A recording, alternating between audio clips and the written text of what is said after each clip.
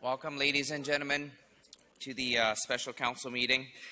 I'd like to acknowledge that we are in the traditional territory of the Nanaimo First Nations.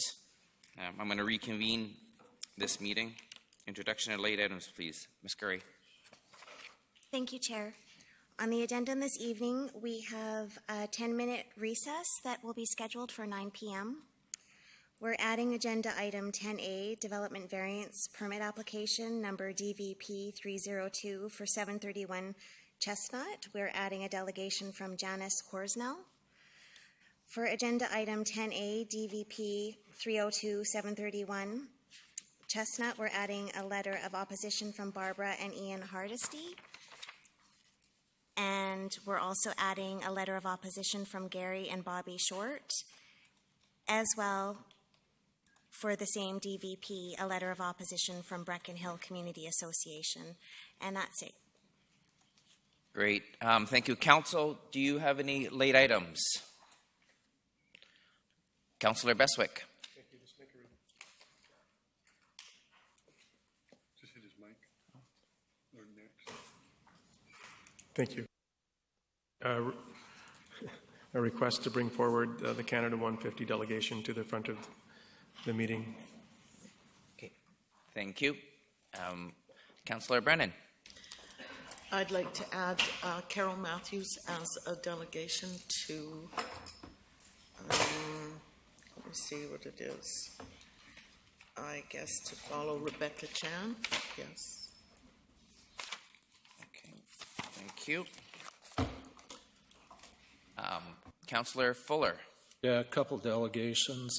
Dennis McMahon to speak to a new nonprofit. Okay, so that's going to be 17E. And Tim McGrath as a delegation. With regards to separate or under something else? Yeah, I believe it's with regards to Rebecca Chan. Okay, so we're going to asking two delegations of that. Thank you. Still put them down at the bottom. Anybody else? Oh, Ms. Gray. Thank you, Chair. Just in keeping with the process that we went through at the last meeting on May the 15th, if these additional late items could be voted on seriatim, one individually at a time, just so that it's keeping with the late items in the procedure bylaw. Would you like us to do that now or later?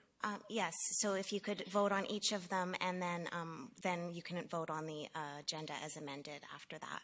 Great. Thank you. So we're going to vote on the first one for Councillor Brennan's addition.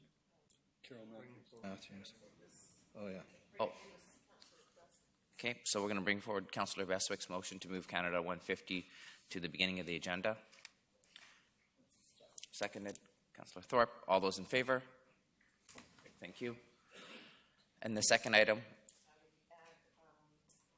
For Carol Matthews to 17, I think it is, delegations under 17, so she would be 17 A, B, C, D, E.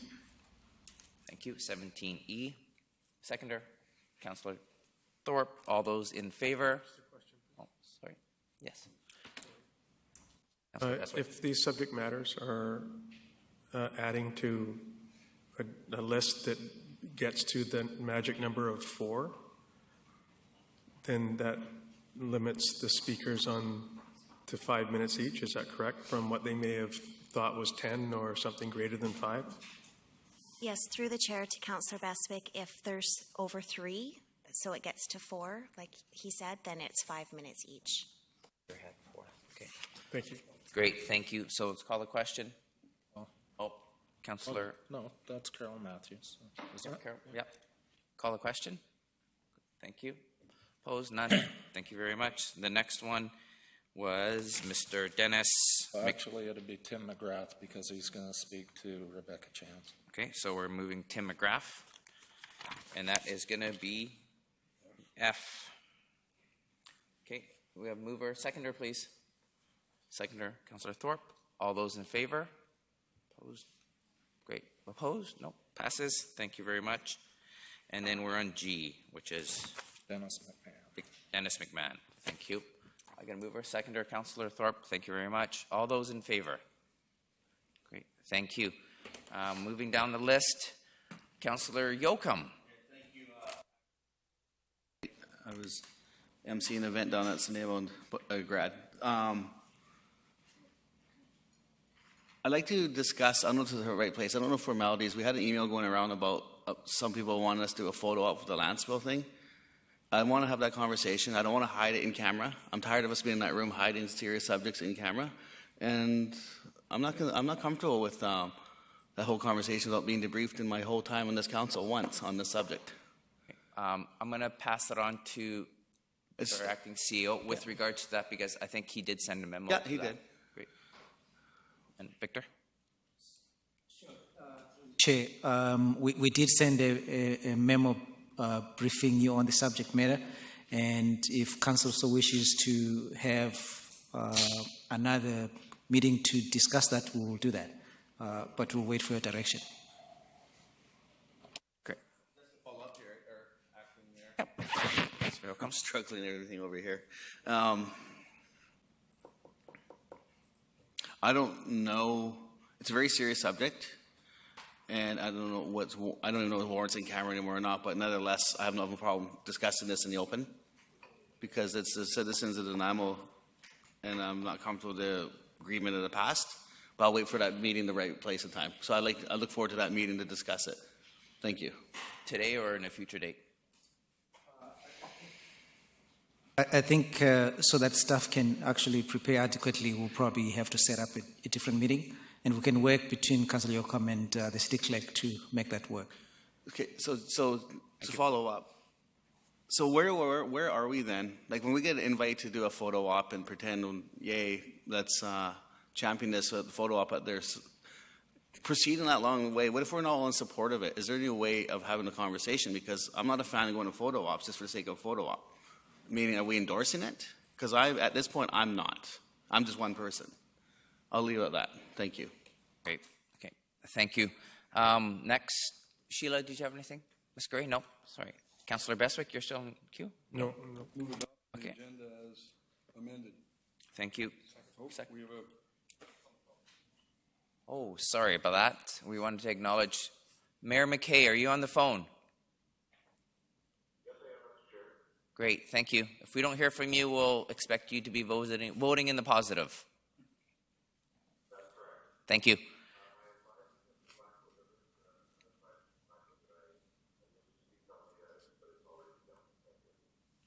Okay, thank you very much. Okay, so a motion to accept the agenda as amended. Councillor Kipp, Councillor Fowler. Okay, all those in favor? Passes next. Thank you very much. So now we have a presentation, a delegation from Mr. Wally Wells. no No, adoption of the minutes. oh, sorry, we're doing the minutes Sorry, first. Worship. I'll Thank move you. adoption of the minutes. I can do them all together. May Yes. 4th, May 8th, May 15th, May 15th, May 17th, and May 19th. And Okay, I'll move those and declare that I have read them in their entirety. Thank you. And seconded by Councillor Beswick. All those in favor? Approved. All right. Now on to presentations. Mr. Wally Wells.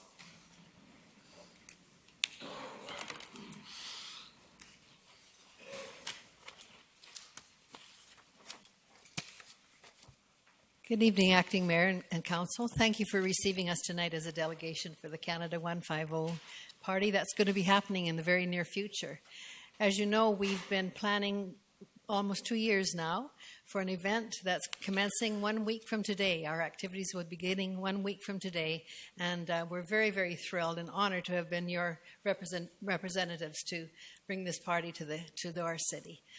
Tonight we've presented you with T-shirts and a little bit of information that we hope you'll wear with pride when you come out to the many activities that we're going to be having in the next short while.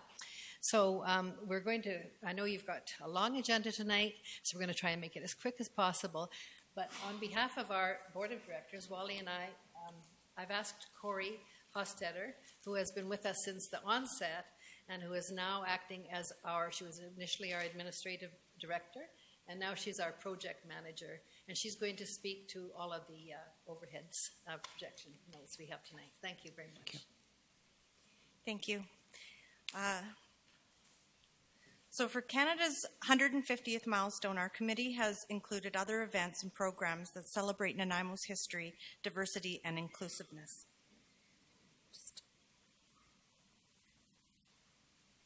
There we go. We're planning to attend and are assisting in the promotion of several events and programs over the 10 days prior to Canada Day. On Wednesday, July 21st, Aboriginal Days, hosted by the Nanaimo Aboriginal Centre, will be held in Maffeo Sutton Park between 4 and 8 p.m., featuring children's activities, a salmon barbecue in Bannock, First Nation carving, art, and entertainment. On July 24th, the Multicultural Festival will be hosted by the Old City Quarter Association and held on Wesley Street between 10:30 and 5 p.m. The Multicultural Festival features exhibitors, demonstrations, multicultural food, sidewalk sales, and of course, diverse entertainment. Now, until February 5th, the Nanaimo Museum is hosting Centennial Stories exhibit. This exhibit takes a unique approach looking at different chapters of Nanaimo's history and features artifacts and images of these eras. The Vancouver Island University and Nanaimo Museum have partnered for the Canada Letters and Images Project, an online archive of Canadian war experience as told through the letters of Canadians. You can find this project by visiting www.canadianletters.ca. We hope that the community kicks off Nanaimo's 150th birthday by attending these events. They're excellent and they have so much to offer our vibrant community. I've been to all of them and they're wonderful. Important to our celebration plans is to leave a legacy for our community. The Canada 150 Committee has achieved this through the commission of a truly unique and original body of work that we hope will carry on for years to come. Blackstones and Bathtubs, a musical review of the town you never knew, has been written, arranged, and produced by local talent Katie Bowen Roberts, Jessica Lowry, and James Mark.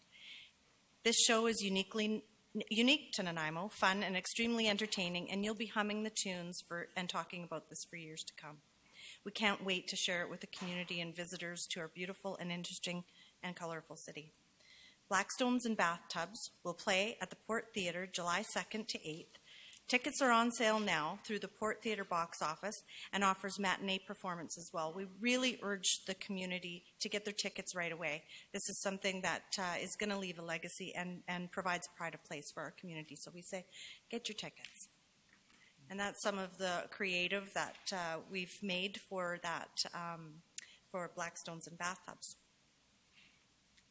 To celebrate Canada Day, our committee has worked alongside city staff who have been extremely helpful and professional in all of their efforts. We would like to mention Bruce Anderson, Richard Harding, Michelle Dirksen, and her team for all of their efforts over the last 24 months.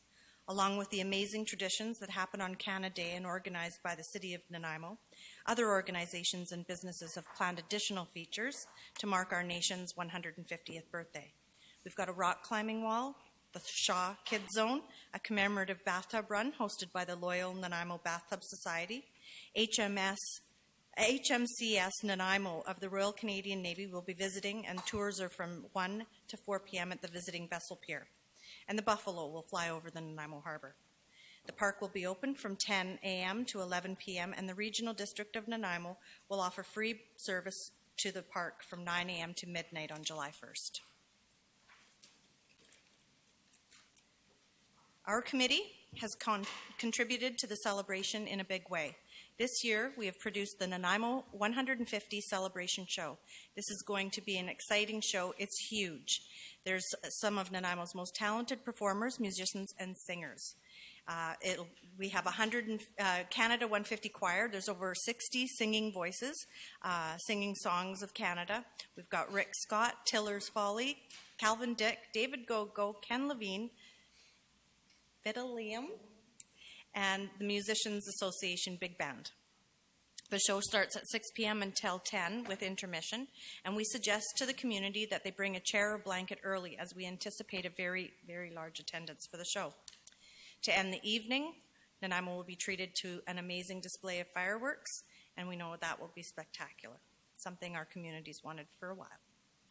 On behalf of the Canada's 150 Committee, we're so grateful to the City of Nanaimo for your support in making the sesquicentennial a celebration that our community will remember for years to come, and that we're able to leave behind a legacy that that will instill community pride in our citizens, as well as entertain and teach visitors how incredible our city truly is. For more information on what's happening, we've created 2 websites, Nanaimo150.com and Blackstones and Bathtubs. And we urge you to visit these websites to find out more about what's happening for our sesquicentennial. Now I'd like to pass it over to Wally to say thank you.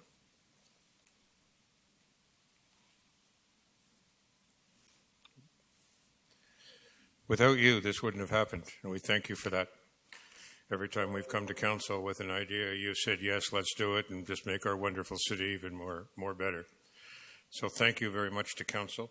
We've already mentioned the staff. They've worked just tirelessly with us for the last 18 months now. Once we had the commitment from council, it made our life a little easier to go out and get sponsors within the community. And we've listed some of the sponsors here. Besides the city, we have federal grants and provincial money, Quality Foods, Shaw, our media in the News Bulletin, and Island Radio with Wave and the stations stepped right up to the plate. Regional District in Nanaimo on transportation. Pangano, South Nanaimo, Pangano Pizza also came to the plate with a major sponsorship, and you'll be able to taste their pizza down there on July 1 as well. The Nanaimo Port Authority, both in some financial assistance and a lot of in-kind effort. And I want to specifically mention Dave Malieu, because Dave has just been tireless on the work that he has done in coordinating sponsors and an awful lot of other activity for us, including a lot of our security issues, and we have another meeting this week with the commissioners and the RCMP, just to make sure all the pieces are in place, and that's what we wanted to assure you tonight.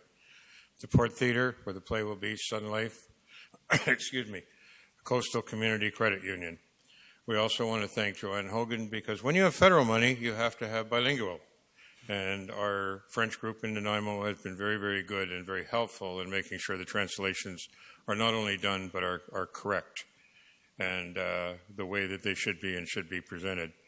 So what we really want to say on behalf of the 18 months of work we've put in is thank you for the work you've done, for the work you've supported your staff, for the assistance you've given us in coming on board to make it easier for sponsors. And July 1 is going to be a memorable day in Nanaimo. Thank you. I'd like to add that Margot Holmes has been instrumental in event planning and coordinating for us. All of our board of directors have been amazing, and we couldn't have done this without them. We pulled together as a real tight team, and we're very grateful. Great. Thank you. Don't go anywhere yet. Councillor Fuller. Yeah, I think this is going to be a phenomenal event, and events, actually. I was just pulling up the website you had mentioned, and it talks about volunteers. Are you still looking for volunteers?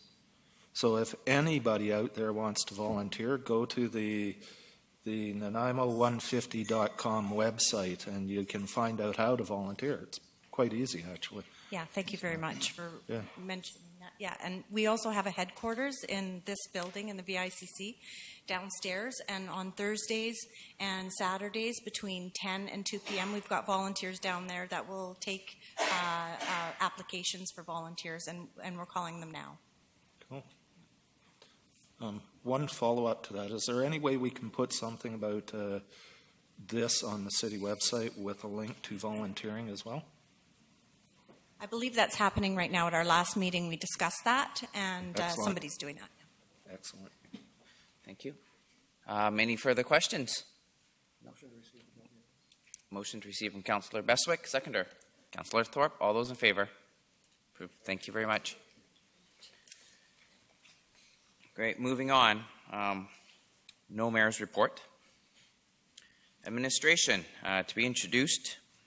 Community town hall sessions introduced by Mr. Victor Mema, CFO. Okay. Thank you, Mr. Chair. This report I am presenting on behalf of Mr. Cooper, and it has to do with the Community Town Hall Pilot Program. He has outlined a process that he will recommend to Council that we follow to make these a reality. And so he's proposing that a committee be set of members of the public and also members of Council are welcome. And that committee is going to work in the next 2 or so months. They'll have 3 meetings with members of the public to determine what options that members of the public would like the city to follow in terms of engaging them on these town halls. We think we will be ready to come back in early or mid September with the proposal so we can move forward. And so we are planning that in August, one of the COW meetings, we will give you the recommendations from the committee that's working. We are doing some research with other communities around that are comparable, that have done this before, to see best practices that we can follow in that regard. And so we are also making efforts to promote participation in that exercise, and people must look out for adverts in social media and the print media to participate in that committee. So you have in your package the recommendation from Mr. Cooper. Great. Thank you. Move the recommendation from Councillor Beswick. Seconder, Councillor Kipp. And would you like to speak to that, Councillor Kipp? Councillor Kipp. Yeah, thank you very much. I was one of the ones that brought this forward on recommendations from the public. I'd be happy to sit down with any of this during sort of take on and help with the initial formulation of it as a councillor. So I'm happy to be invited to any of the meetings and that to help work on this. This is one of the proposals I brought forward. And I know a few citizens will want to bring their names forward to help prepare this. So thank you very much for bringing it forward. I support the motion as it stands. Great. Thank you. So the motion is that Community Hall Town Sessions dated 2017, June 12th be received for information. All those in favor? Oh, sorry, Councillor Fuller. I see you No there. worries. Go ahead. I'm used to getting, no, I'm not even going to go there. This doesn't rule out e-town halls, which are specific community engagements. So I just want people to realize that we can still do the e-town halls as well. So we'll actually have 2 forms of engagement, I think, which is great. Great. Thank you. No more speakers, so let's call the question. All those in favor? Opposed? None? Unanimous. Thank you very much. The next, we have advisory committee minutes. Can I have a mover, please? The minutes. We can do them all together, Ms. Curry? Yes, that would be okay, Chair. Yes. Thank you very much. So move the 6 minutes as presented on page 2 and 3. Mover from Councillor Beswick. Seconder, please. Councillor Fuller. All those in favor? Great. Pass unanimous. Thank you very much. On to corporate services. 2016 Annual Parking Reserve Fund Report. To be introduced by Mr. Mema. Thank you, Mr. Chair. This is a report that you are receiving for information as a statutory requirement. We're reporting on the old city parking reserve. It stands as of December 31st, 2016 at $87,227,000. Thank you. Great. If there's no questions for Mr. Mema, there is a staff recommendation that the 2016 Parking Reserve Fund report dated 2017, June 12th be received for information. So moved by Councillor Brannan, seconded by Councillor Kipp. Councillor Fuller, you have a question there. Is this an appropriate time, or should we bring this up later to talk about the parking meters on Commercial Street that are wacko hard to use, confusing, and they won't give you change? So it's like every time you throw a $2 coin in there, you're donating 75 cents to the community. I like that, but... Mr. Mema. Thank you. The Chair, to Councillor Fuller, we will take that offline, and we will try and rectify the issue with the parking folks. And if it's bigger than what you're saying, we'll probably do an agenda for a cow, but I think we can resolve it as an operational issue. Yeah, I know some of the members of the community are talking about it, and I've talked to people on the street because I walk down there all the time and sometimes help them along with the process, so I appreciate that. Great, thank you. So motion has been moved and seconded. Let's call the question. All those in favor? Opposed? Passes unanimously. Thank you. The next one is the 2016 Development Cost Charges Reserve Fund Report, to be introduced by Mr. Mema. Thank you, Mr. Chair. This is another statutory report that we are bringing forward related this time to our Development Cost Charges Reserve, which stood at the end of December in 2016 at $42,228,902. And this is in front of you for information. Thank you. Great. Thank you. Questions for staff? Councillor Fuller. Through you to Mr. Mema. When do we expect the report on the DCCs that we were looking at? I don't have specific dates in front of me, but if I recollect well, I think you would expect the ongoing engagement process to end sometime at the end of summer. So sometime in fall, you should get the report back. Okay. Thank you. Great. Thank you. So I need a motion by Councillor Beswick, seconder, Councillor Thorpe. Okay, if there's no other discussion, Councillor Kipp. I hope during this discussion we'll be talking about some of the assist factors and things. And I know this is also going through to our Finance Committee and a number of other committees, so I appreciate that. But one of the concerns for me is, for example, the Lanceville Water is, are we passing off an assist factor in our DCC costs, those type of things. So they will be discussed during that time too. So thank you very much. I support the motion on the floor. Great, thank you. Any other discussion? Let's call the question then. All those in favor? Opposed? None. Motion carries unanimously. C, amendment to rates and charges for the municipal solid waste collection, to be introduced by Mr. Mema. Thank you, Mr. Chair. We have in front of you an amendment to our solid waste collection bylaw in response to costs that have gone up. And so you would have today for 3 readings that amendment, and we have several staff that could speak to any questions that you might have. Great. Questions of staff? Seeing none, any mover for the first one? Councillor Beswick. I would so move that Council give first, second, and third readings to the Municipal Solid Waste Collection Amendment Bylaw 2017-7128.08 to amend garbage collection rates effective July 1st, 2017. Ms. Curry. Thank you, Chair. Through you to Councillor Beswick, could you read them as each pass first reading, second reading? Thank you. Of course, thank you. My apologies. I so move that Municipal Solid Waste Collection Amendment Bylaw 2017-7128.08 to amend the garbage collection rates effective July 1st, 2017, pass first reading. Seconded by Councillor Thorpe. No discussion. All those in favor? Passes. Opposed by Councillor. Okay. Opposed by Councillor Kipp. Thank you. Councillor Beswick. I would, so we're finished. I would so move that Municipal Solid Waste Collection Amendment Bylaw 2017-7128.08 pass second reading. Seconded by Councillor Thorpe. No discussion. All those in favor? Opposed? Councillor Kipp opposes. And I would so move that Municipal Solid Waste Collection Amendment Bylaw 2017-7128.08 pass third reading.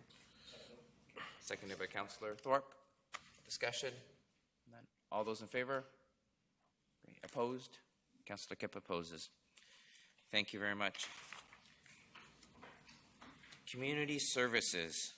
So we have Development Variance Permit Application Number DVP 302-731 Chestnut Street.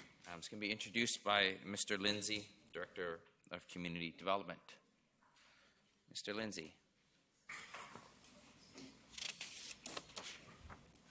Thank you, Mr. Chairman. Item 10A this evening is Development Variance Permit 302-731 Chestnut.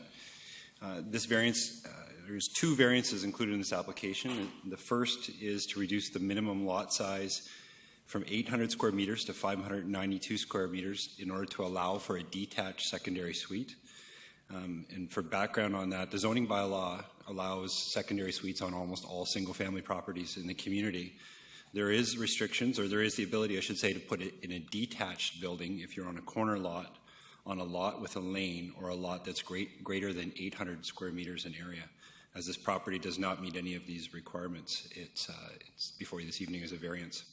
The second variance is unrelated to the suite, but it's a side yard variance from 1.5 meters to 0.05 meters for a second-story deck. Great. If we don't have any questions to staff, we have a delegation. Okay, Ms. Janice Horsnell.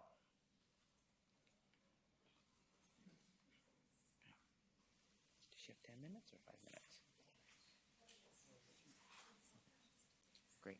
Welcome. Please state your name and your address for the record, please. My name is Janice Horsnell. My address is 711 Chestnut Street. I would be affected by the side yard variance. And I went around the neighborhood and spoke to the neighbors just to get a feel for what was going on. So I put this together. It's we do not support development variance permit number DVP 302. We, the undersigned, being neighbors of 731 Chestnut Street, Nanaimo, BC, oppose the development variance permit application 302 for the following reasons. It is against Nanaimo's official community plan. The current lot size at 592 square meters is over 25% smaller than the 800 square meters legally required by the city of Nanaimo. With regard to the proposed changes to the east side yard setback, we assert that the changes from 1.5 meters to 0.5 meters are an unacceptable encroachment. Ms. Horsnell, can I ask you to come closer to the microphone, please? Thank you. Sorry, can you hear me? You can aim it up a bit to your mouth. Okay, is that better? Do you want me to start over? Yes, they again? say better back there. Thank Okay. you. Do you want me to start over? Yes, okay. Regarding development variance permit, DVP 302, we, the undersigned, being neighbors of 731 Chestnut Street, Nanaimo, BC, oppose the development variance permit application 302 for the following reasons. It is against Nanaimo's official community plan.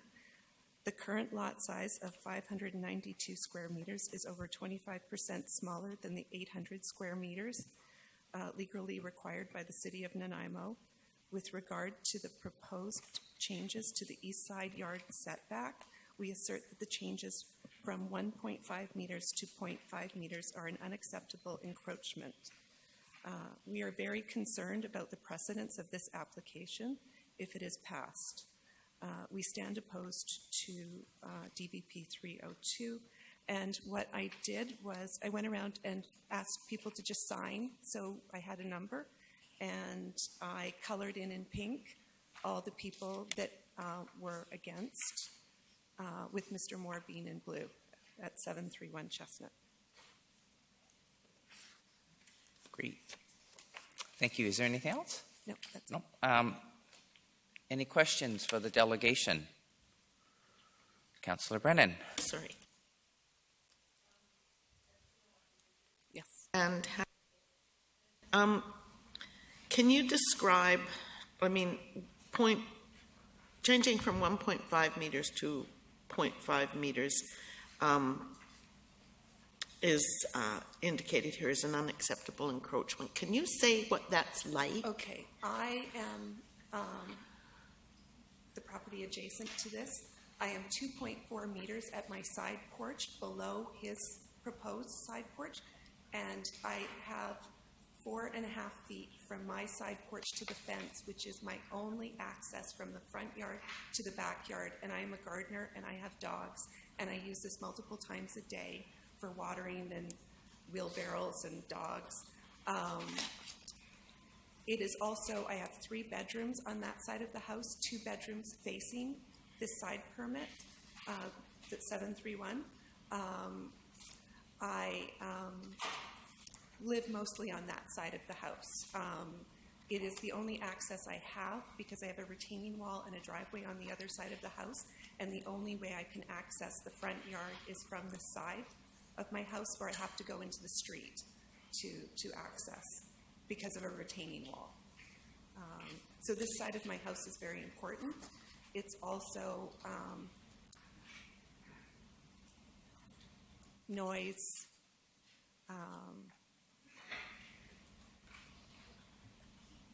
fire and safety actually is an issue. I had the fire department look at the plans, and they said they would not approve them, but they would not give a report. So I called Alan Milbank, and I haven't heard back from him. Okay. Our houses are very close together. Yes, just, what do you call it, full disclosure. I lived in the house at 731 Chestnut for several years, so I am very familiar with how close the housing is on that street. The other thing I want, maybe you could talk a little bit about is what are the opportunities you've had to sit down with your neighbor and talk about the concerns that you have? In January, I was coming home from walking my dogs, and we were great neighbors. He stopped me at the fence and said he was thinking about a carriage house.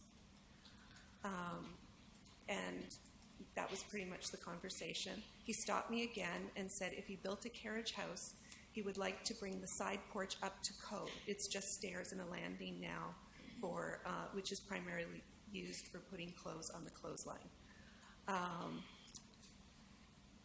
He asked me to sign off on the variance. I asked for a meeting. He showed up. He would not come in. He would not show me the plans, and he has not spoken to me since.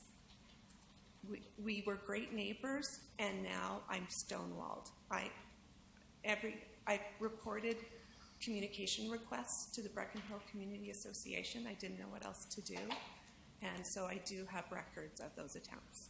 Okay. Thank you, Janice. Okay, thank you. Thank you. No further questions. Motion to receive the delegation. Moved by Councillor Bestwick, seconded by Councillor Brennan. All those in favor? Great. Thank you very much. And we have 3 letters, fourth including this one, that was added to the correspondence.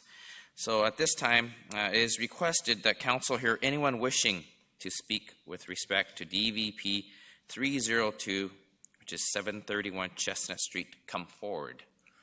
Come forward.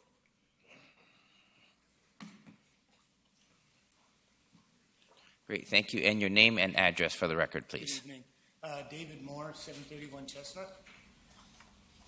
Okay, I applied last year, around January, and I applied for a 2-story on the east side of my backyard carriage house. I had complaints from neighbors, so I put a hold on it, and I went to a 1-story, moved it to the west side, and if I was able to build the carriage house, my water and sewer is along that east side. So I would have to replace the steps. So what I wanted to do was come out the side, and then go on to the front deck. My steps go right to the front of my house. That is the 1.5, or the 0.5, and all I needed was 3 feet to go onto the deck in front of my house. That's the other variance that I was applying for. I tried to accommodate everybody, and that's all I can say. Do you have any questions? Questions? We have Councillor Fuller. I'm trying to find it in here, but you might be able to, it may not be in here. What was the floor space for the carriage house? I'm allowed 828. Okay. You may be allowed 828. Well, that's what the city said. With a lot 800 meters squared. Okay. So that's what we're talking about now is the I variance. see. So, Okay. yeah. So, thanks. Appreciate that. Yep. Thank you. Councillor Brennan. Thanks. Can you tell me about the conversations that you've had with your neighbors specifically about the new plan? Okay, well, Janice, I talked to her on the phone and asked her for a support letter. So I went over to her house. She says, come over the next day. I went over to her house, and her father was coming up at the same time. So I left the letter that I had written for her and said, I don't want to do this in front of your dad. So the next day she was outside in the yard, and I opened the door and I says, hey, Janice, did you get to read that letter? She says, yes, I got some issues. And I says, what? And she made a comment that she was worried about my son and his friends being on the deck. So I says, Janice, I wouldn't let that happen. So then she said she's still emotional from her dad's visit. So she said, let me think about it. I says, okay. So then she put a letter in my mailbox. And that was 2 days later. Now we're coming down to letters. And then 2 days after that, she caught my son outside and said that I yelled at her, and I didn't yell at her. So that's why we don't talk anymore. Okay. There's other neighbors, though, so can you tell me So about those the lady conversations? directly behind me, the two-story was blocking her view. So I went and showed her the plans. So she said, you'll block my view, Dave. So then I changed the plans and went to a single story, and I still wanted to put it on the east side, but she wanted it on the west side. So I got it changed and put it on the west side. I think I'm not wrecking anybody's view. So. But there's a lot of signatures here, and I'm just wondering, can I safely say you've only talked to, say, 3 or 4 people? Well, I talked to the people that I thought it was going to affect. Yeah. I didn't go up and down the street to everybody. Right. Okay. You know. Yeah. I was worried about the people that were around me. Okay. Okay, thank you. Okay, thanks. No further questions. Motion to receive delegation. Councillor Beswick. Second. Seconded by Councillor Kipp. All those in favor? Thank you. Is there anybody else wishing to speak with respect to DVP 302? Come forward. Please state your name and your address for the record. And if you can move the microphone so everybody in the audience can hear you. Thank you. Hi, thank you. My name is Erin McClelland. I live at 730 Drake Street, and I am here on behalf of some friends who are traveling out of the country right now. We're not able to be here themselves, but they've prepared a letter. So these are their words. They are opposing the development variance permit DVP 00302. These people are Aaron Machiski and Ian McCullough that live at 1680 Estevan Road, which is on the other side of Chestnut from 731. They say, Mr. Moore has made no attempt to contact us to discuss his building plans, and he has had little or no contact with other neighbors. He has been advised by the Brecon Hill Community Association to consult with neighbors, but he has not taken their advice. The City of Nanaimo Zoning Bylaw, Section 6.15.3.1, specifies that a secondary suite can be included within an accessory building, provided that the accessory building is located on a lot that is greater than 800 square meters. The applicant's property is only 592 square meters, which is 26% smaller than what is required. In addition to lacking the required lot size, the proposed carriage house does not adhere to guidelines which are outlined in city documents and would negatively impact neighbors' views, sunlight, privacy, and enjoyment of property. We also have major concerns about parking. There is no parking available on the north side of Maple Street at the back of the property. Regarding the side deck variance, the applicant wishes to build a deck only half a meter from 711 Chestnut Street. 731 and 711 Chestnut are already quite close, and the side deck would further invade the privacy of that resident.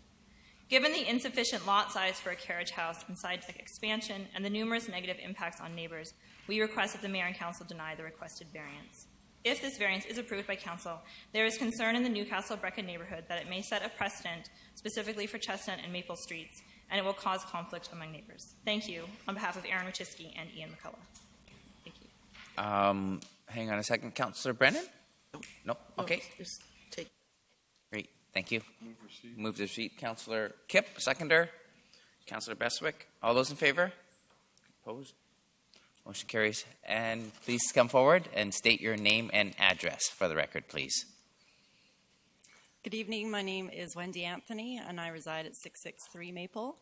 And I just wanted to draw attention to why the precedence of passing this variance is significant. As you can see from the map on the screen, all of the lots of Chestnut back onto Maple Street. So Maple Street is in effect like an alley to them. And that carries on for 3 blocks all the way down to Stewart Avenue. And so with a neighborhood that already has a number of alleys and corner lots, the potential of carriage houses exploding through the neighborhood is, and I don't mean literally, popping up through the neighborhood is a significant concern. So with it being a neighborhood built in the likely late 50s, early 60s, I don't know what the infrastructure is in terms of sewer and water to support that kind of density. It isn't a single property being asked for, well, it is a single property being asked for a variance, but it has potential to increase the density of that entire strip of the neighborhood. I just wanted to bring to attention why this is a unique precedence concern. Great, thank you. No questions for you. Motion to receive. So moved by Councillor Bestwick, seconded. Councillor Brennan, all those in favor? Opposed? None? Great. Is there anyone else wishing to speak to DVP 302-731 Chestnut Street? For the second time? And for the final time, anyone wishing to speak to DVP 302-731 Chestnut Street? Great, thank you very much. I do have a staff recommendation on here. What's council's wishes? Councillor Bestwick. I would so move that council deny development variance permit number DVP 302 at 731 Chestnut Street. Okay. With the following variances as listed. Okay, thank you. Councillor Bestwick moved, seconded by Councillor Brennan. Discussion. Councillor Bestwick, did you want to speak? Please, just very briefly. The reason why the establishment for carriage homes, if you will, carried a 800-meter square lot was so that it would be not intrusive, particularly in an established older neighborhood that has impacts on potential sightlines, potential neighbors, parking, and all of the other issues that are associated with. And I think that in this particular neighborhood, and not far from this neighborhood, there could be a proliferation of requests similar to this that if we went down this route right now could cause us some concerns and issues. And so it's for those reasons moving 26% of lot size from what is the established lot size to have a carriage home. I will not be able to support this application. Thank you. Councillor Fuller. Yeah, I won't be supporting the application either. I like what Brecken Hill has suggested, doing the shred, et cetera, but also looking at the size of this lot in particular, it's 3/4 the 800 square meters. And we're doing an affordable housing strategy, and carriage houses are part of that. However, do carriage houses have to be that big all the time? What about micro homes? They're being built all over the place. So I have sent an email to city staff to add that into the affordable housing policy and take a look at the micro home idea, because you could put a micro home on a lot this size that likely wouldn't impact. I mean, there's huge bus service in that area, so that would be one of those things where you might even forgive the parking, as much as I hate to forgive the parking. But it allows for more options, and I think we need that in the future. So while it doesn't apply to this particular rezoning, I think it has potential, and staff will be looking at it. So, but I would like to see what Brecken Hill has recommended, so I may make that recommendation afterwards. Thank you. Councillor Thorpe. Thank you, Chair. I will support the motion to deny this application. I also like the idea, as Councillor Fuller has said, I like the idea of carriage houses. But in this case, to me, the lot is just simply too small to support this project. And like other councillors, I have visited the site. So I'm concerned about the precedent that this might set. I'm also concerned about the lack of communication. And I just don't feel this is a good fit in this situation. So I will not be in favor of the application, which means I will support the motion to deny. Thank you. Thank you, Councillor Thorpe. Councillor Brennan. If I spoke, I will just be repeating the comments already made. I'm a really firm believer in carriage houses, but this is not the right place. Thank you. So I think it's time to call the question. All those in favor of denying? Thank you. Opposed? Motion passes. Councillor Fuller. Yeah, I'm just wondering if it would be appropriate to make a motion to facilitate a neighborhood forum or mini charrette to establish neighborhood-specific design guidelines in the area. Okay. Ms. Gurry, and then the mayor would like to ask a question. Or maybe let's make that a notice of motion then. Okay, so let's give you a notice of motion. Yeah. Great, thank you. Thanks, That's what I was going to suggest through Okay. you. Mayor McKay?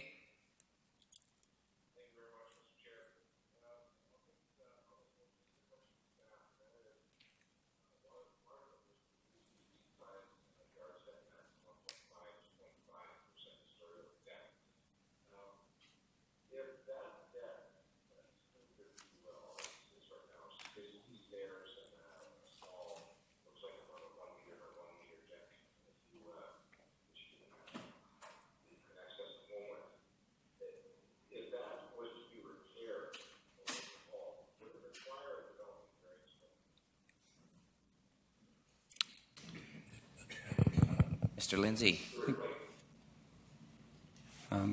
Through the chair to Mayor McKay, if there's a non-conforming element of a building, it can be repaired and maintained in its current position. So if that stairs is existing as currently non-conforming, yes, it can be repaired. Thank you.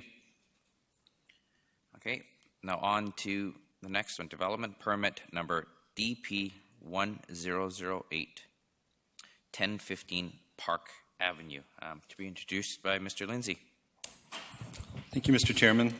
As you mentioned, this is a development permit for a 14-unit multifamily development at 1015 Park Avenue. This project has been developed under the R10 steep slope zoning. As council is aware, the R10 zoning actually allows for density transfer where there's additional parkland dedication. In this case, we have the developer proposing to dedicate 1.5 hectares of the overall 1.92 hectare site. So just under 80% of the property is intended to be dedicated as park. So on the remaining 0.42 hectares, a 14-unit project, which is currently seeking two variances. Variance related to height from 9 meters to 10.5 meters maximum, and for perimeter wall height from 7.32 meters to 10.3 meters maximum. Great, thank you. Can I have a mover for the motion? I'll move the staff recommendation. Great, sound. Thank you, Councillor Thorpe, seconded by Councillor Yocum. Discussion. Councillor Beswick. Thank you. Question to Mr. Lindsay, please. Is this one of those circumstances, Mr. Lindsay, whereby the height of the venue in question or venues in question is determined by where you measure from versus, so going from 9 meters to 10.5 meters? And I ask specifically, is this similar to the Hawthorne project where it depended where you measured from whether or not you could increase the height by a formula of some description? Through the chair, that is correct. So the building heights are measured from the outer corners of the building. So when we end up on steeply sloping properties, it can be somewhat challenging at times to design a building that still meets with the minimum or maximum height requirements. So that in part is what attributes to the variances before you. And this is something that's in our steep slope guidelines that permits such an application. What the steep slope guidelines and steep slope zoning do is attempt to cluster development on a property in order to allow for preservation of the either environmentally sensitive or very difficult portions of the site to develop. So in this case, they've taken a lot of the density that could otherwise be distributed over the entire property and basically consolidated it into one corner, leaving the remainder or dedicating the remainder as actually public park. So in terms of, does it meet the initial intent of the guidelines? Yes, it does. And my final question is, it indicates that there's an unnamed waterway. Can you give me, and we will meet our own criteria for riparian setback, is I assume, in the event that we permit this to take place. Is that correct? Through the chair, that is correct. So the park that's proposed to be dedicated does include portions of the unnamed creek. It does include the riparian area, but there's also area above the bank outside of the riparian area before you get to the development site. So all the development is outside the riparian setback. Thank you very much. Thank you. Thank you. No further speakers, so I'll call the question. All those in favor? Opposed? Motion carries.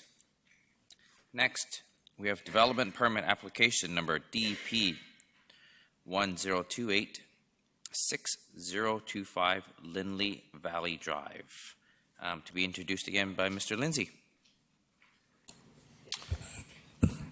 Thank you. Mr. Chairman, we have a development permit, as you mentioned, on 6025 Lindley Valley Drive, and I should clarify, this is the portion, the west end portion of Lindley, so this would be the portion closest to Uplands Drive. It's for a 72-unit multifamily development. The applicant's stated intention is to build a purpose-built rental. There are two variances being sought, one in relation to height, 14 meters to 18-meter height variance. And the second is for parking, for 119 stalls to 97. In terms of ratios, it goes from the bylaw requirement of 1.66 stalls per unit, reduction to 1.35. Great. Thank you, Mr. Lindsay. So we have, do you have a question, Councillor Bestwick, to Mr. Lindsay? No, it's going to make the recommendation. Okay. Sounds good. Councillor Bestwick? I would so move that council issue development permit number DP 1028 at 6025 Lindley Valley Drive with the following variances: increase the maximum allowable building height from 14 meters to 18 meters and reduce the required on-site parking from 119 spaces to 97 spaces. And if I could speak to this, I would appreciate it. Yes, seconder for that? Seconded by Councillor Kipp and Councillor Bestwick.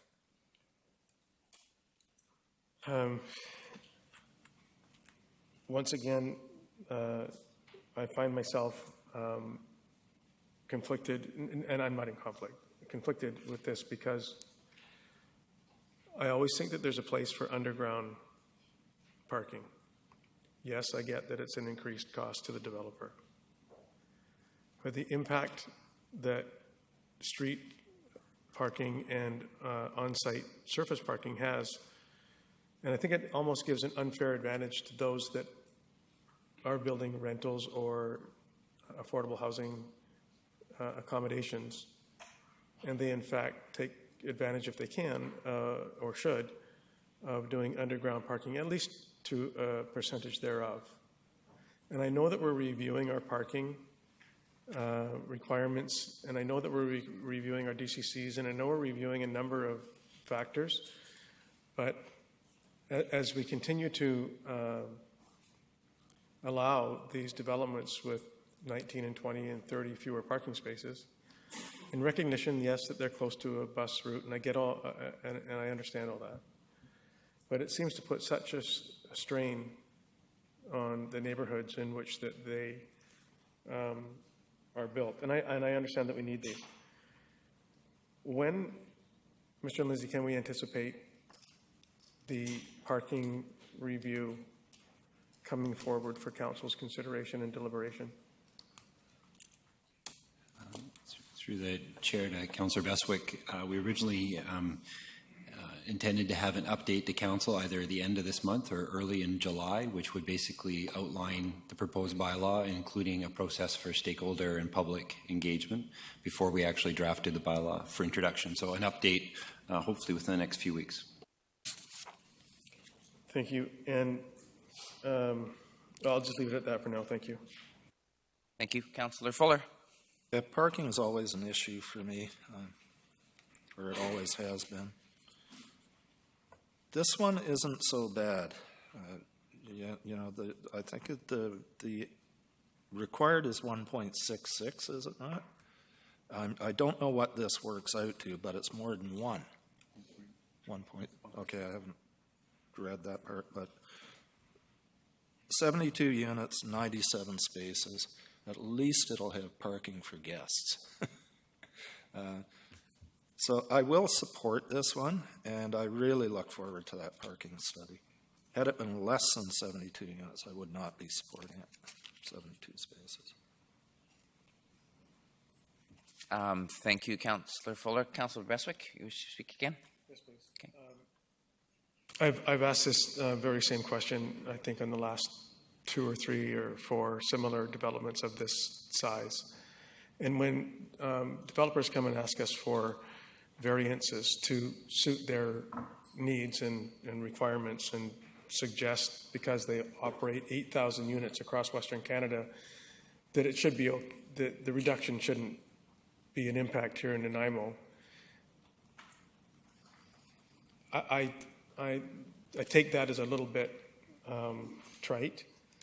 And secondly, for me, I've asked the question, when we're being asked of variances, heights, we're asking to, so that there can be more units and fewer parking, whatever it is, are we asking for an upgrade, an increase in accessibility units?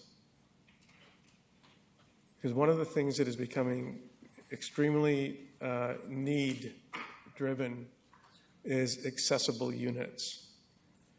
And this just isn't physical disabilities.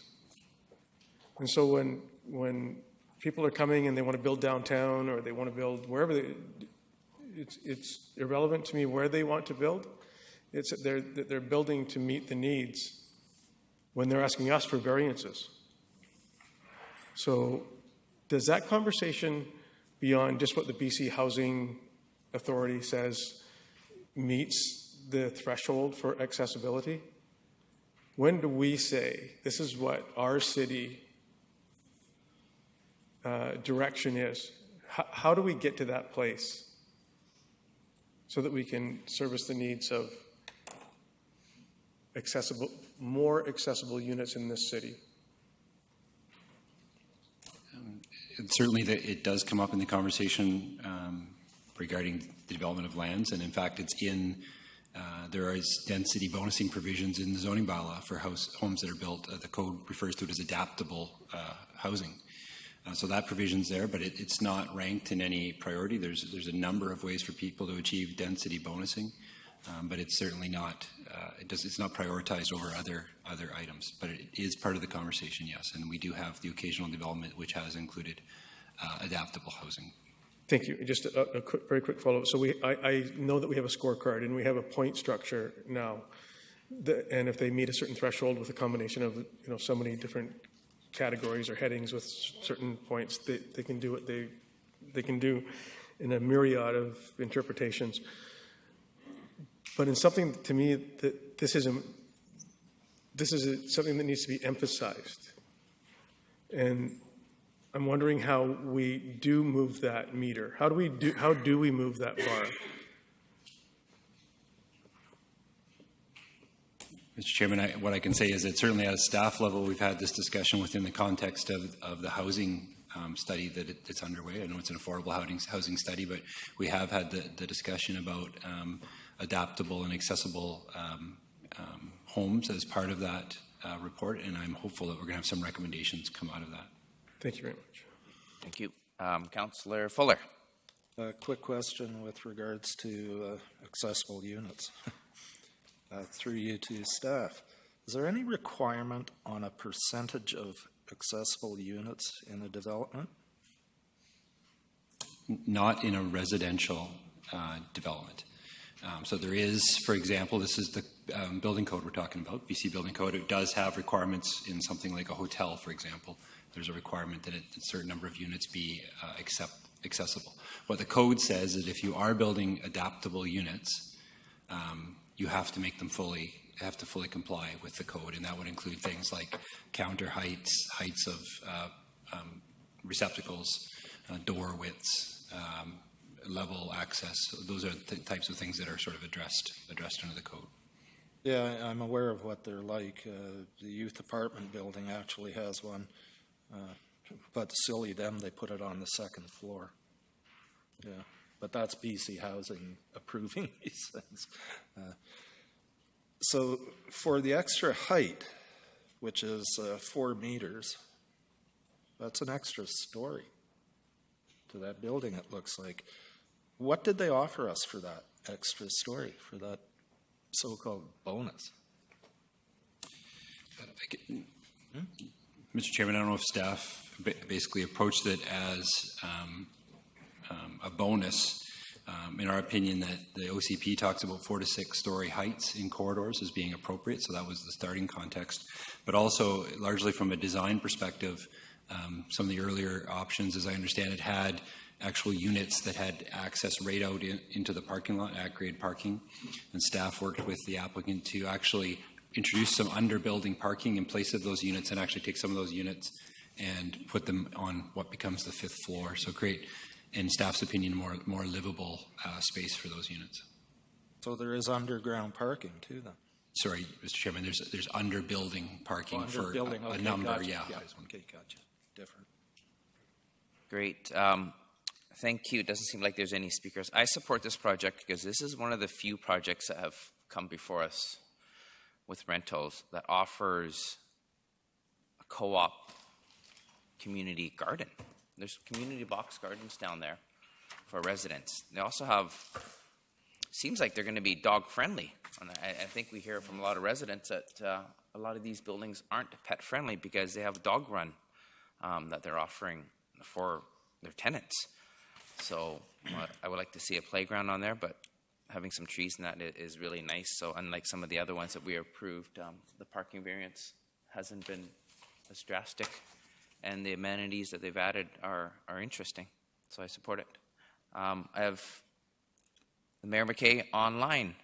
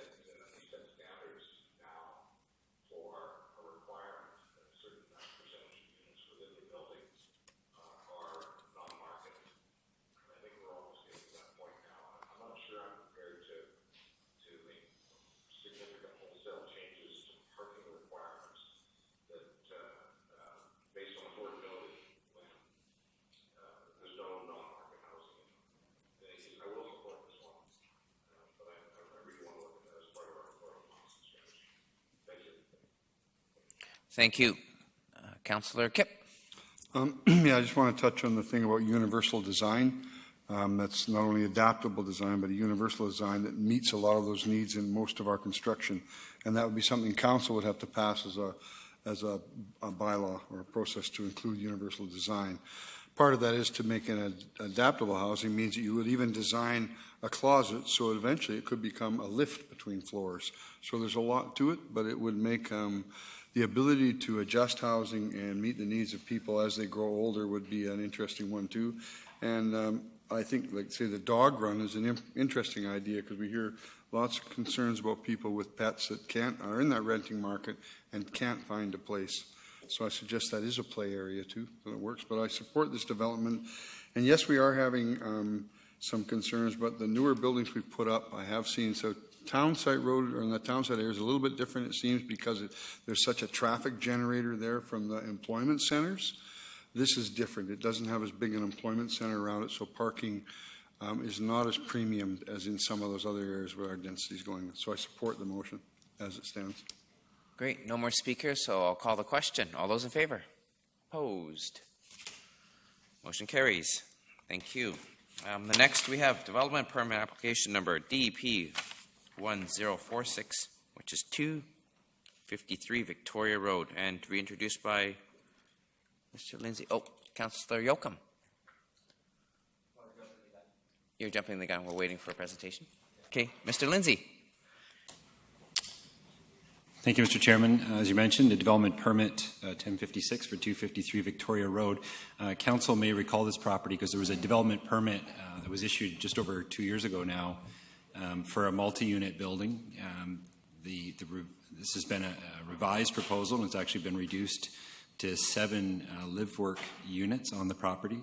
There's 2 variances proposed, and they're both related to setbacks. There's a front yard setback reduction from 3.5 to 2.2, and there's a flanking side yard reduction from 3.5 to 0.096 meters, and that's for a small portion of the building. Great. Thank you, Mr. Lindsay.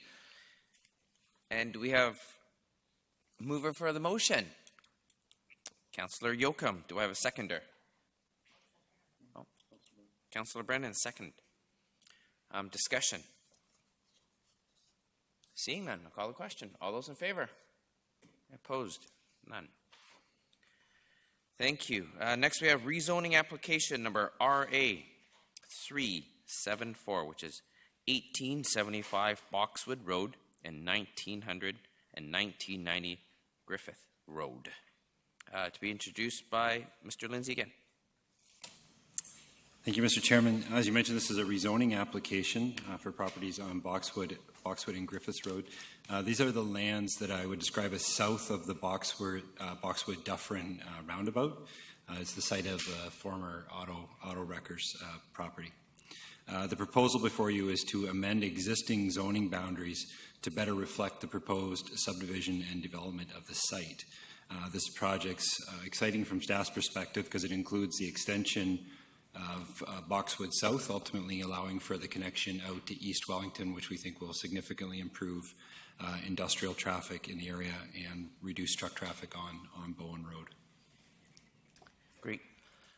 Thank you. So we're going to have to do readings and rezoning. Yeah.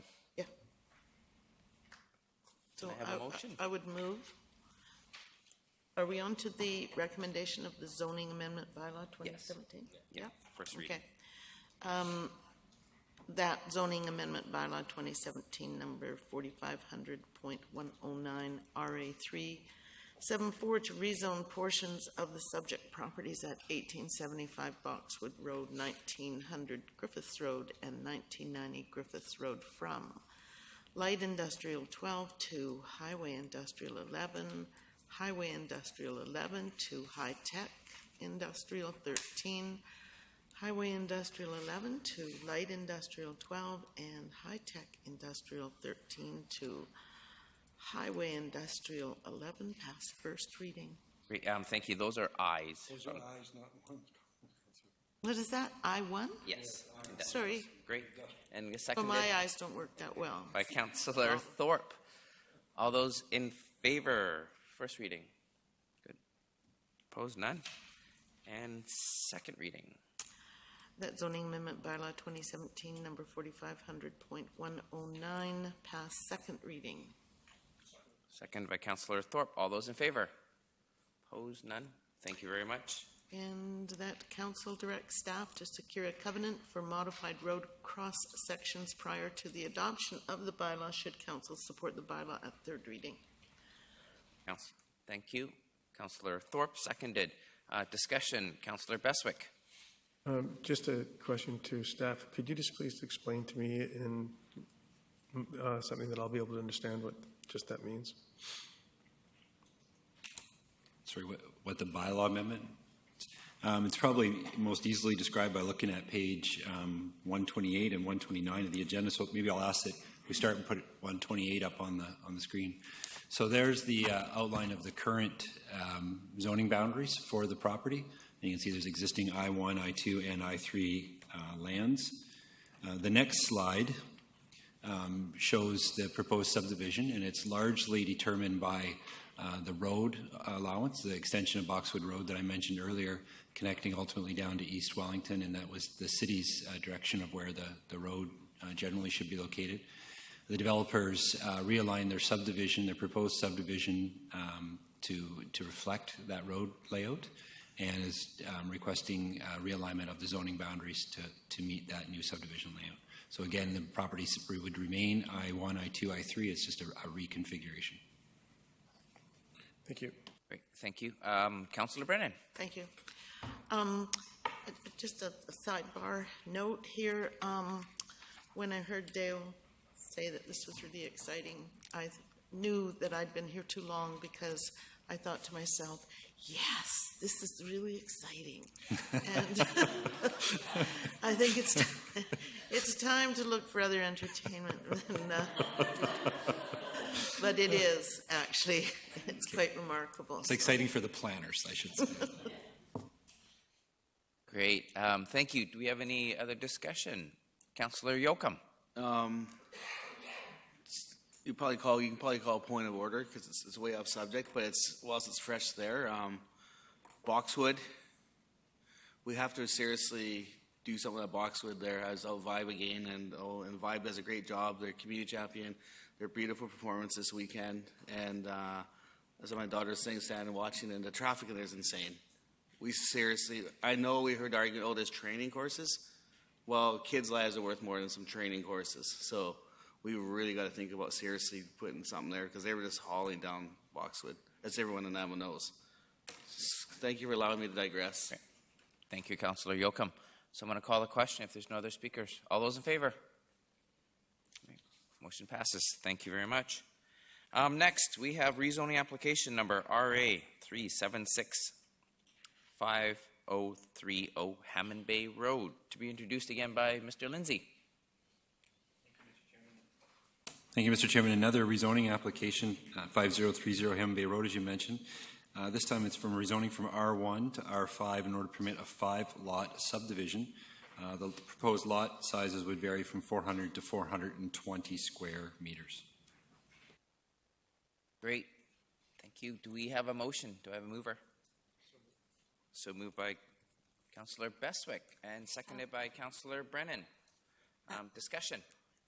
Thank you, Chair. Just before you move on, First could you? reading. It's a bylaw, so Okay. could you read them out? Thank Somebody. you. Councillor Beswick, can you read the bylaw for us, please? Oh, Councillor Okay. Kim.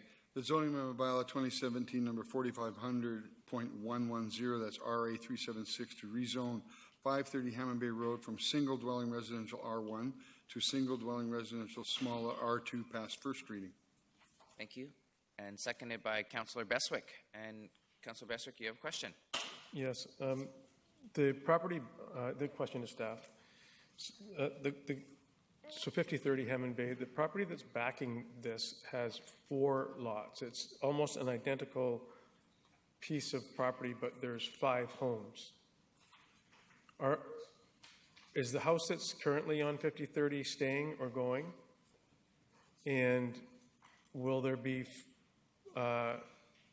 2 units on any one lot, or is it? It reads 5 lots. So on the first question of the home, at this point, the applicants have designed the subdivision layout with the idea of retaining that house. I don't think they've made a final determination on at this point, but as noted in the staff report, if it is to be retained, we'll be back talking to council about a rear yard setback variance on that property. The second question of the number of units. So on the neighboring subdivision, you see lot 1 there. I don't have the exact area, but lot 1 is larger. It was sufficient size to actually allow for the second dwelling unit. None of these properties would meet that requirement. They would not be of sufficient size. However, all of them would be eligible for secondary suites. Thank you. Thank you. Any further questions? Okay, I'll call a question on first reading. All those in favor? Approved. Thank you. And second reading. That zoning amendment bylaw 2017 or 4500.110 pass second reading. Seconded by Councillor Bestwick. Discussion. Seeing none, call the question. All those in favor? Perfect. Opposed? None. And the council directs staff to secure the community contribution and a covenant for general building design prior to the adoption of the bylaw, should council support the bylaw at third reading. Seconded by Councillor Bestwick. Discussion. Seeing none, call the question. All those in favor? Opposed? Seeing none. Thank you. And the next one, moving on to G, is bylaw contravention notice. A construction completed without a building permit at 1105 Wass Lake Drive. Introduced by Mr. Lindsay again.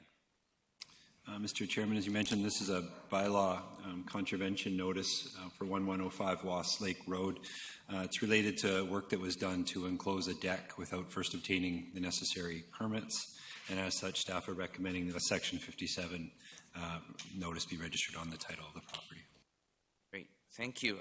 It is requested that council hear anyone wishing to speak with respect to bylaw contravention notice at 1105 Wass Lake Road come forward. Second time, anybody wants to speak to 1105 Wass Lake Road? And final time. I would so move that council direct the corporate officer to file a bylaw contravention notice at the Land Title and Survey Authority of British Columbia under Section 57 of the Community Charter for the property located at 1105 Wass Lake Drive for construction completed without a building permit in contravention of Building Bylaw 2016 number 7224. Moved by Councillor Bestwick, seconded by Councillor Thorpe. Discussion. Seeing none. All those in favor? Opposed? Motion passes. Bylaw contravention notice, construction not completed as per conditions of the building permit at 342 Cordain Street. To be introduced by Mr. Lindsay. Thank you, Mr. Chairman. This is another bylaw contravention notice. This time it pertains to work that was done without obtaining the necessary inspections. And as such, staff are recommending that a Section 57 notice be registered on the title of the property. Thank you. It is requested that council hear anyone wishing to speak with respect to the bylaw contravention notice at 342 Cordain Street come forward.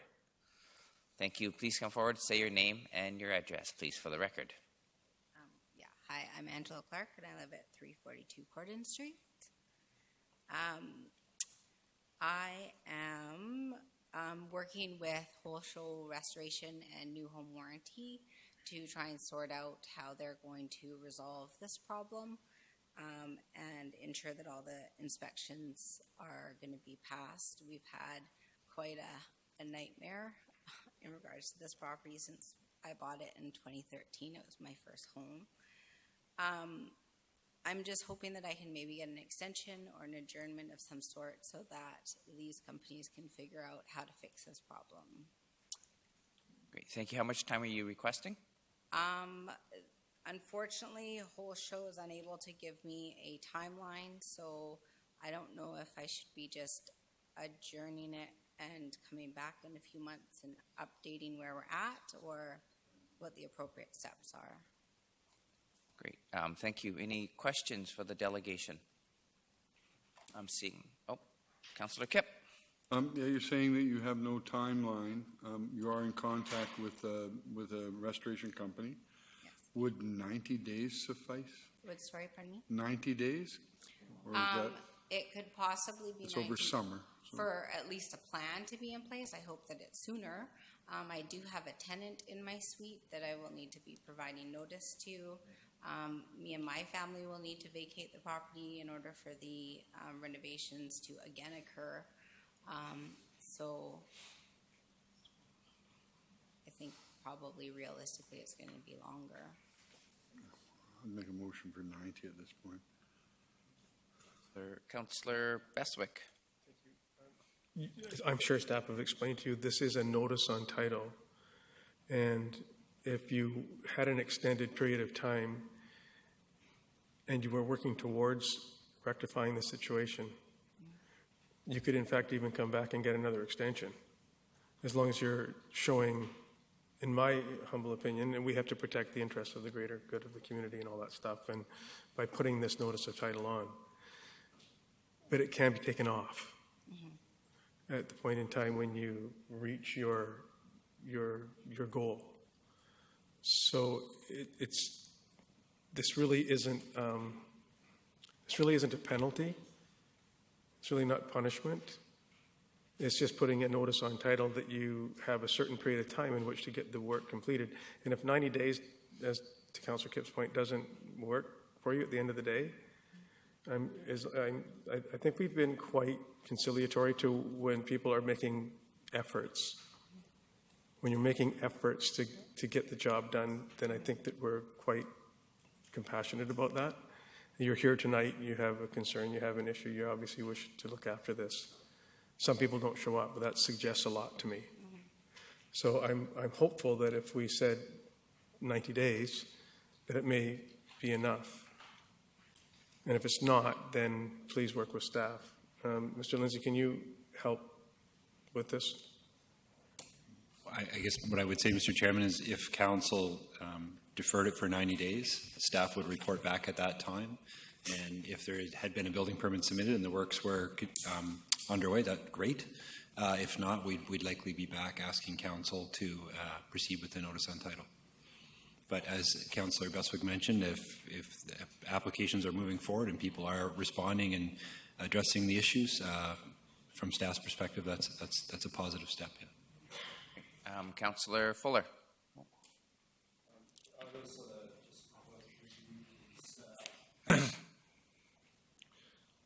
What does it cost to get the Section 57 off title?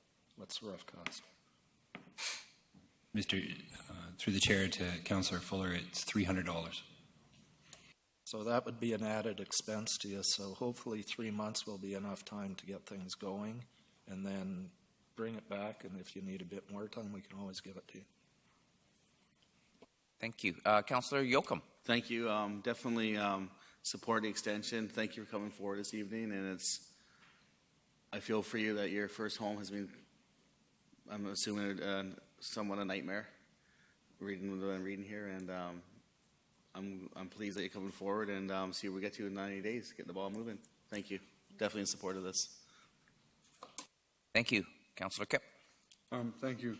This Section 95 is exactly what is put in place to protect a homeowner from buying something that's problematic. But I agree with the fact that you're trying to do something. You're here. It's important to me, too, that you're here and you're making that. And so I would, if there's no further questions, I'd receive the delegation and I'll make a motion for. Okay, no more questions for the delegation. Motion to receive from Councillor Bestwick and seconded by Councillor Kipp. All those in favor? Thank you. Thank you. I'll make a motion that council delay for 90 days to give the person time to confirm their building inspection or their building plans and inspection. So 90 days. Great. Thank you. Okay, seconded by Councillor Fuller. Discussion. Seeing none. Call the question. Opposed? None opposed. Carried. Thank you very much. The next one we have bylaws with no accompanying report. Can I have a mover and seconder, please? Councillor Fuller? Yeah, before we move and second this, I have a couple of questions. Is it common practice to do, because this is final reading, is it common practice to do final reading without the minutes being out with regards to the public hearing and third reading?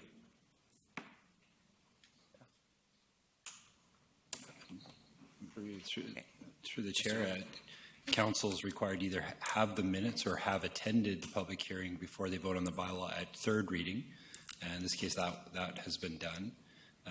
In terms of, I believe it was given third reading at the same night of the public hearing.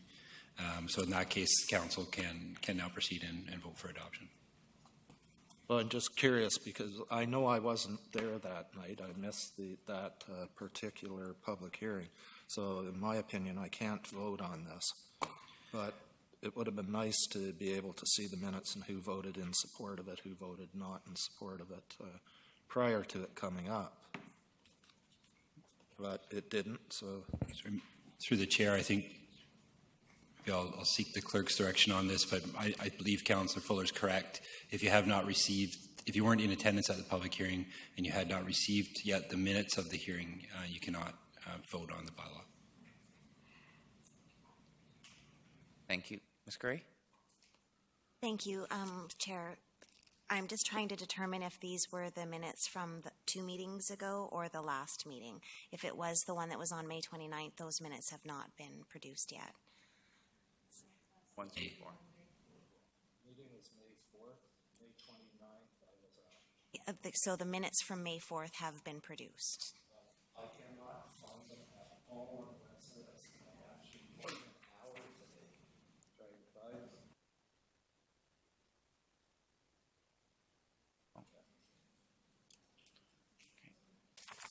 So thank you through you, Chair, to Councillor Fuller. They were actually on the agenda this evening, minutes from the special council meeting May 4th.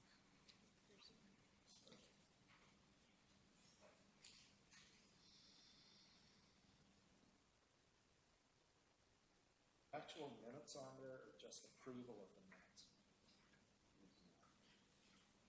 Through you, Chair, to Councillor Fuller, the minutes are actually attached to the full agenda package. So on the full agenda package. Then I missed them, but they are not listed on the city website. And that's where I was looking. So just, They do not get posted until they've been adopted by council. yeah, okay. Thanks. Appreciate that. Still Thank you. can't vote. Any other further discussions? Oh, I need actually somebody to move the motion. How did I miss that? So move. Yeah, you have to read it. Thank you. As is as well? Okay. Whereas council may zone land by bylaw pursuant to sections 464, 465, 477, 480, 548, 469, 479, 481, and 482 of the Local Government Act, and therefore be it resolved, the municipal council of the day, the municipal council of the city of Nanaimo in open meeting enacts as follows. Am I reading the right one? No, you're not. This doesn't ring true at all. Yeah. Page what? Page 7. Go to page 7. Yeah. Want me to do it then? Yeah. Zoning amendment bylaw 2017 4500.107. The zoning amendment bylaw 2017 4500.107, that is RA 375, to rezone 5264 Sherburne Drive from single dwelling residential R1 to duplex residential R4 be adopted. Seconded by Councillor Thorpe. All those in favor? Opposed? I can't vote, I wasn't there. Well, you could vote, yeah. Thank you. And the next. Next one. Highway closure and dedication removal, a portion of Newcastle Avenue adjacent to 400 Newcastle Avenue, bylaw 2017, number 7232. That is highway closure and dedication removal, a portion of Newcastle Avenue adjacent to 400 Newcastle Avenue, bylaw 2700, number 7232, passed third reading. Second. Seconded by Councillor Brennan. Discussion. Ms. Gray. Oh, go ahead and finish this one and then I'll discuss. Great, thank you. No discussion. Just call the question then. All those in favor? Thank you. And do we need to move the bylaw status sheet? We don't have to move it to receive it? Oh, thank you. Ms. Gray. So thank you, Chair. Just to Councillor Fuller's comment, he can't abstain from voting, so you either have to vote in favor or be opposed to. I'm opposed. Okay. So can we count that as him being opposed? No, Thank not you. on both, because the highway closure thing wasn't Okay. on the same one. Okay. Yeah, then I'll be opposed. Great. And you have that, Ms. Gray? Great, thank you very much. Bylaw sheet status, I don't have anything there.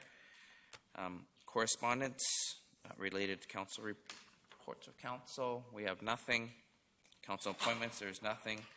Notice of motion, this is my notice of motion that staff, council directs staff to develop a consultation, more like an information session with neighborhoods about the process of blasting and how that's going to be done, what the precautions the residents should be aware of, and what those darn buzzers mean, and all those blasting bells. So this is not bylaw with regards to noise, but an information session for the residents on how the blasting process is going to go and what they're going to do and what they're going to use in that kind of form. So that is just a notice of motion.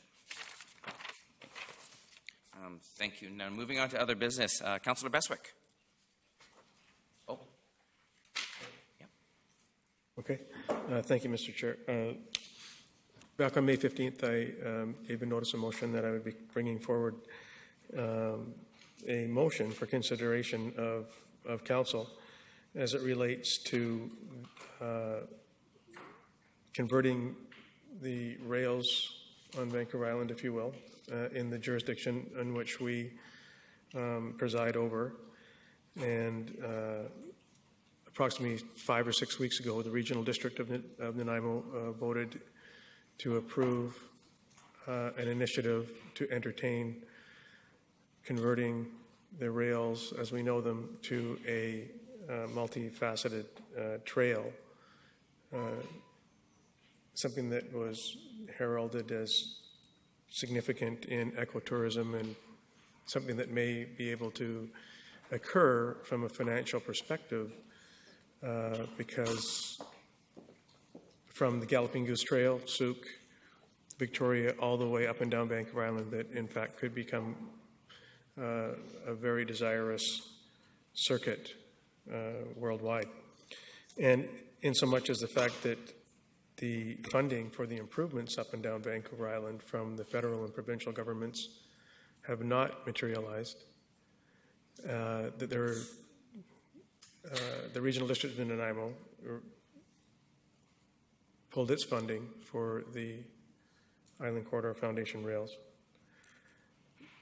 And given the fact that Parksville to Coombs just completed a significant trailway from Parksville to Coombs return, my motion is, whereas the funding for improvements to the rail corridor have not been delivered from either the provincial or federal government, and that the RDN withdrew its funding for improvements to the rail service, be it resolved that Council support the Friends of Rails to Trails Vancouver Island initiative to convert the ENL rail bed to a multi-use trail, and request that the Island Corridor Foundation coordinate with Friends of Rails to Trails Vancouver Island volunteers to work toward accomplishing this goal.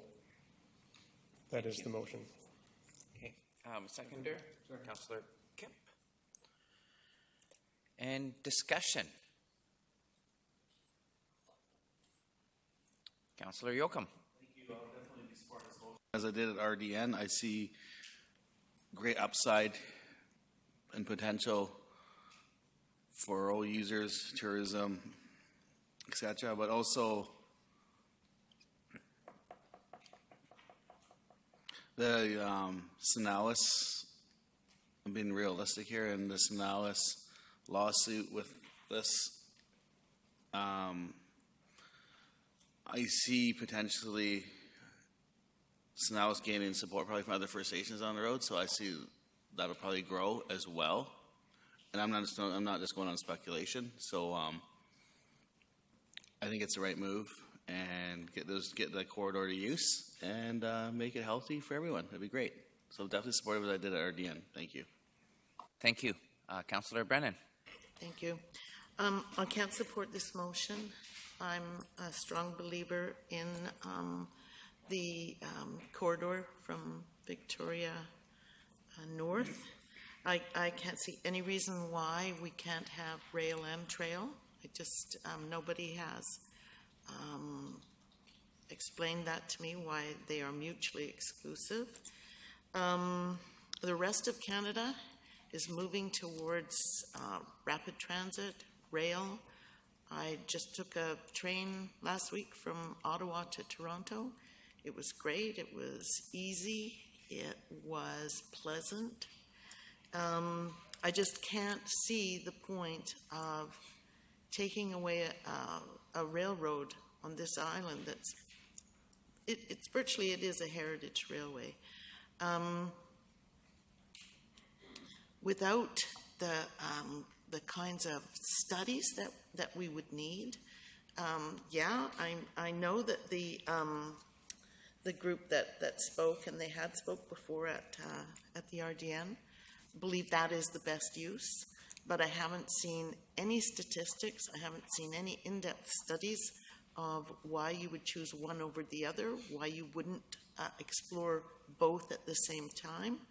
I can't tell you how disappointed I was when the RDN started to explore pulling the money from the rail. I think the rail is a really important factor in a transportation network that we have to start configuring here on this island.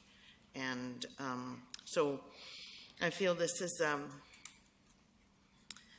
creating a false dichotomy, either the rail or the trail.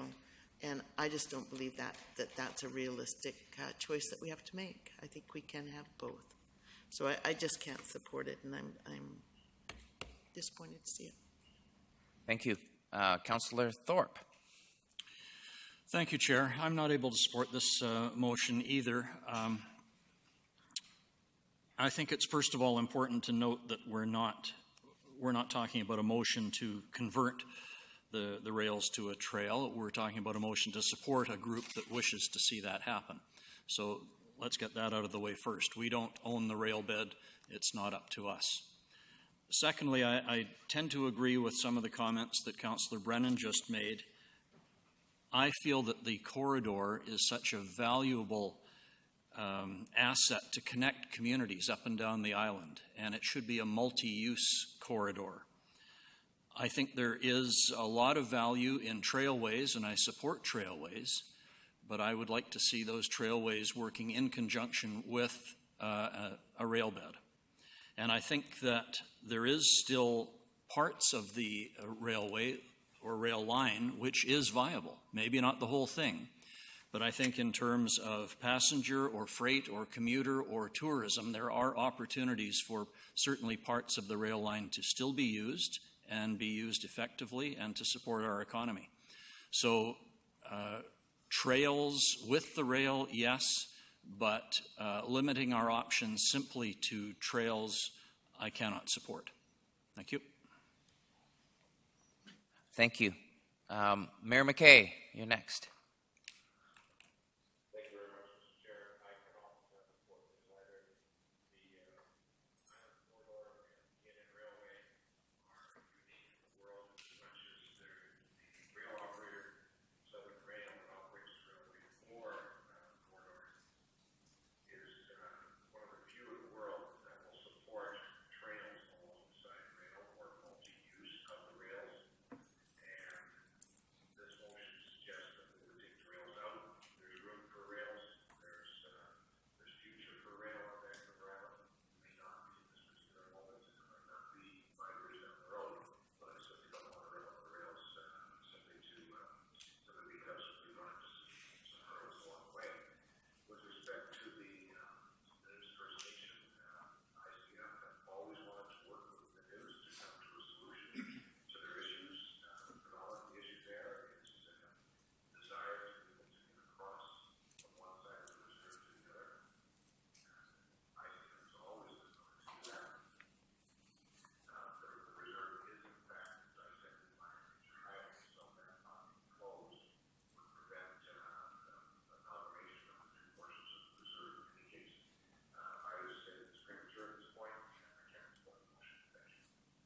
Thank you. Next, we have Councillor Fuller. Like at the RDN, I am going to support the motion. I believe when we had the report at the RDN, it was estimated to cost $4 million to do the trail from Courtenay down to Victoria.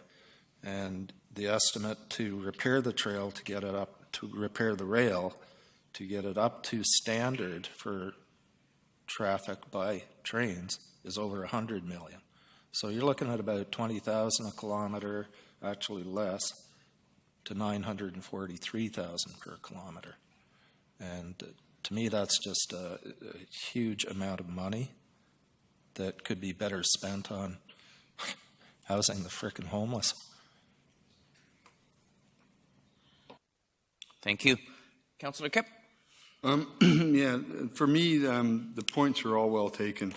The heritage piece of our coal mining days and that. The train route would only service from Victoria to Courtenay. It's not all of Vancouver Island. And it would run from that eventual city, Vicnamox, Victoria, and Nanaimo Comox. But I have a concern of the cost of the train now and the area it does service, and what could we get for $100 million to fix all the tracks? Could we get, I'm looking at those autonomous cars, driverless cars, Google, shuttle services and trucks that would deliver on a route. And they're autonomous because they don't smash into things and they don't do things, and they're based on GPS, and that would be interesting to see in 40 or 50 years that corridor was actually used by people. And that I have a concern too that our modes of transit are important to us, and we're subsidizing train running right now. We're paying for a train that's going now. We're paying for buses. We're paying for ferry services. We're paying for cars. We're paying for bike paths. So there's a point when we have to look at how we do move people, how we move them efficiently and effectively, and to make it affordable for people. And a system that works for not only the people of Vancouver Island, but those that want to come here, the tourist part. So far, the rail has been unsuccessful for a number of years.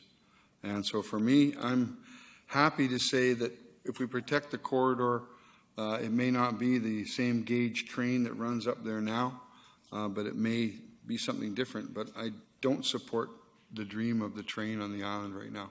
I thought that's kind of gone by the wayside, and I support the multi-use of a number of different types of modes of transit that could fit on a trail like that. So I support the motion that's on the floor. Thank you. Councillor Yoakum.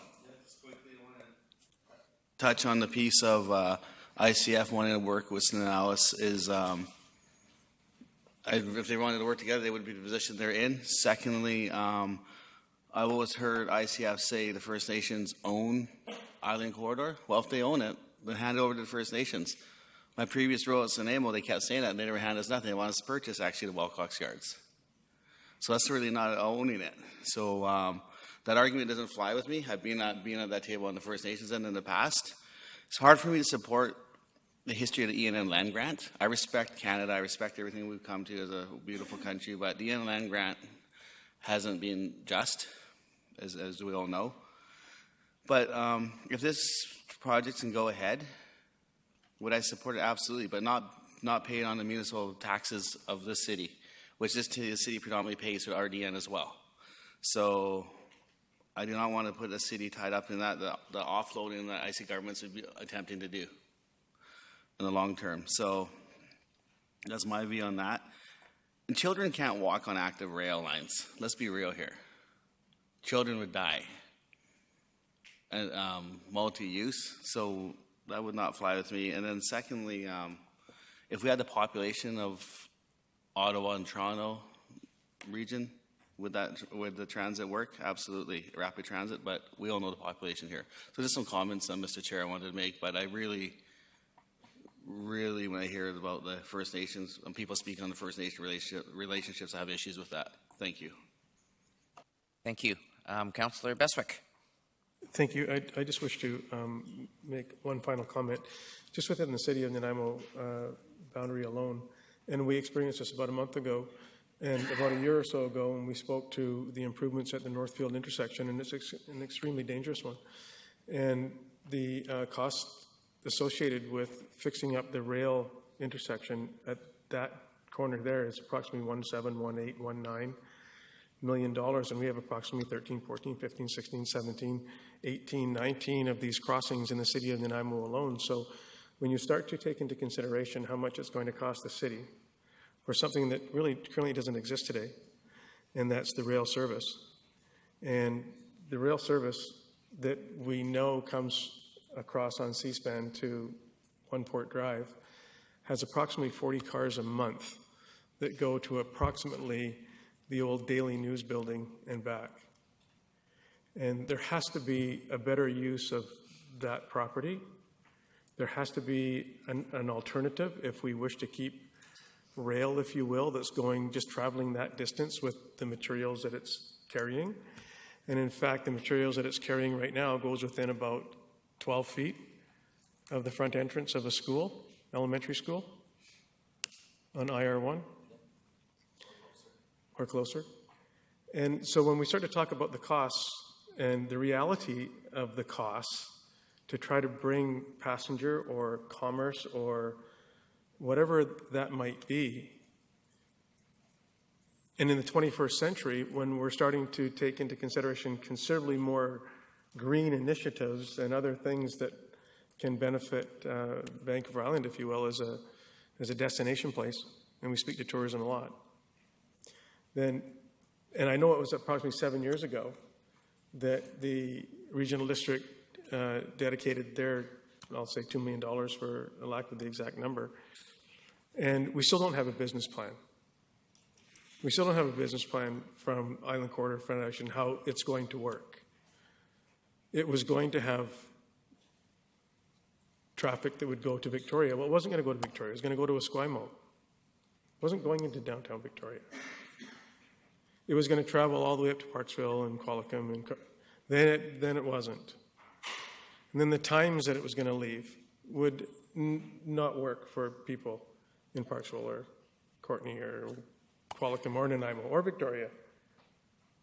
And then what was the cost going to be to get on it, knowing that you're not getting into downtown Victoria?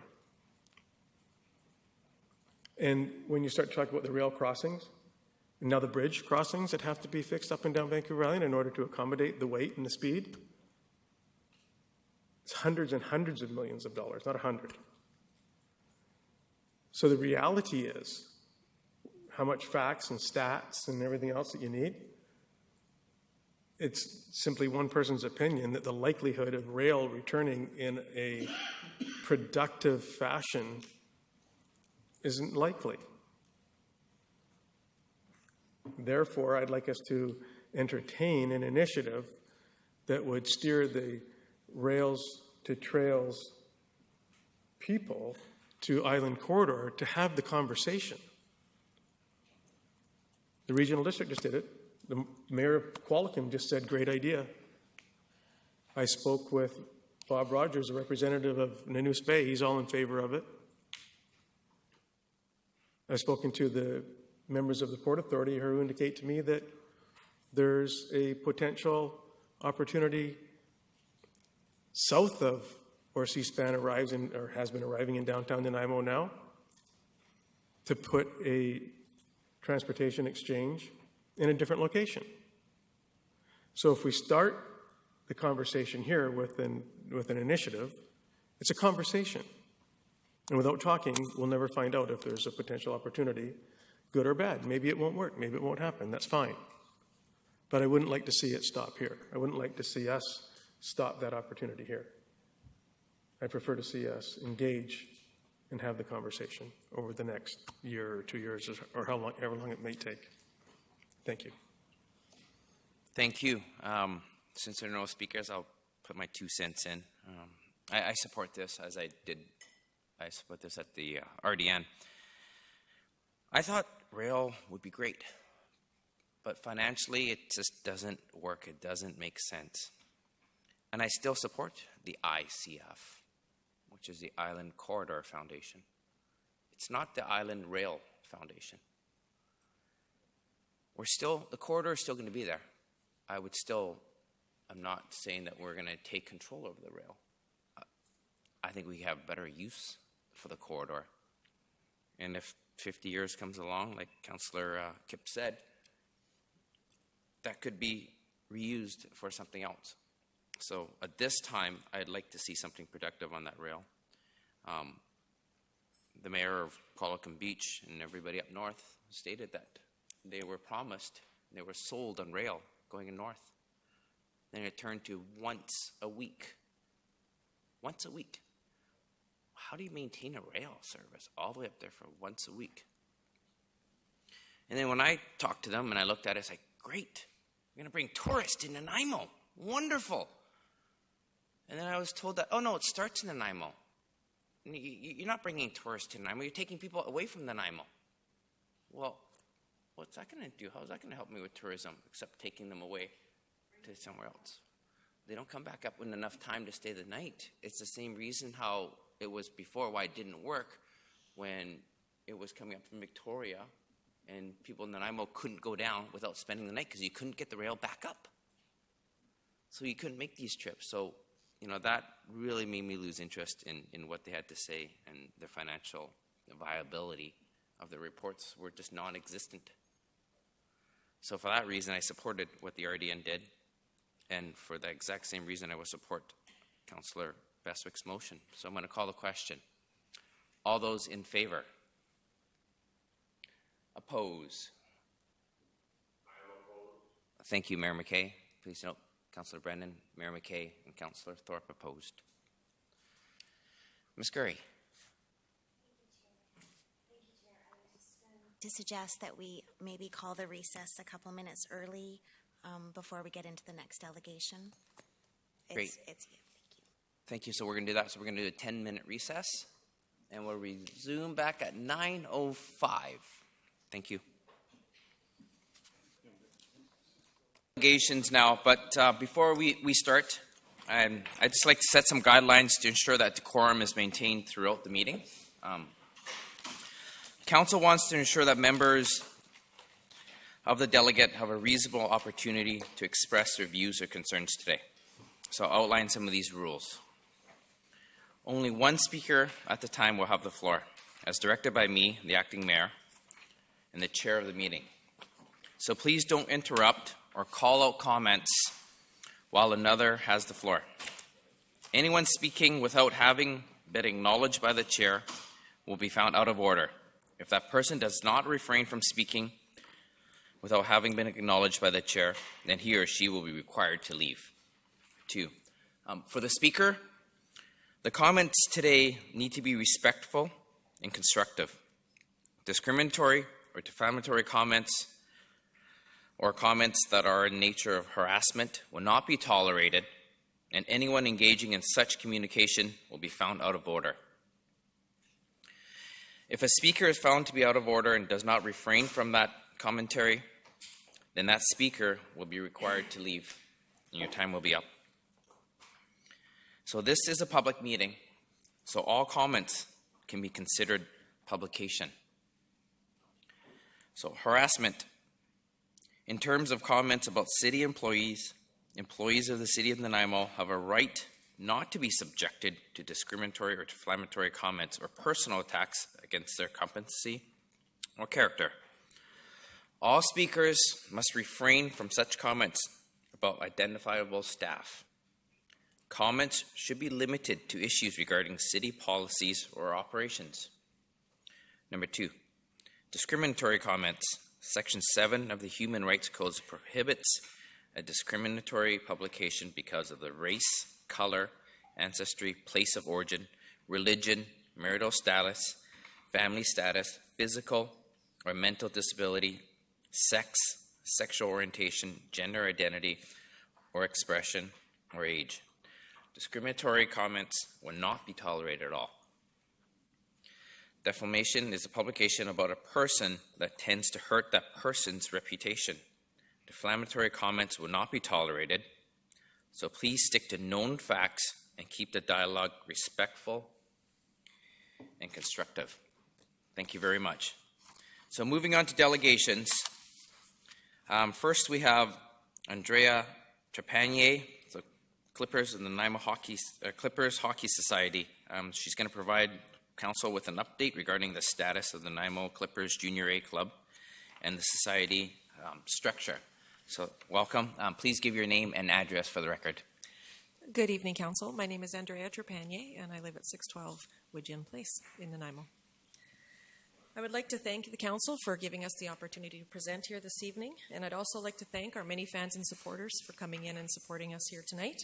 Go Clippers, go!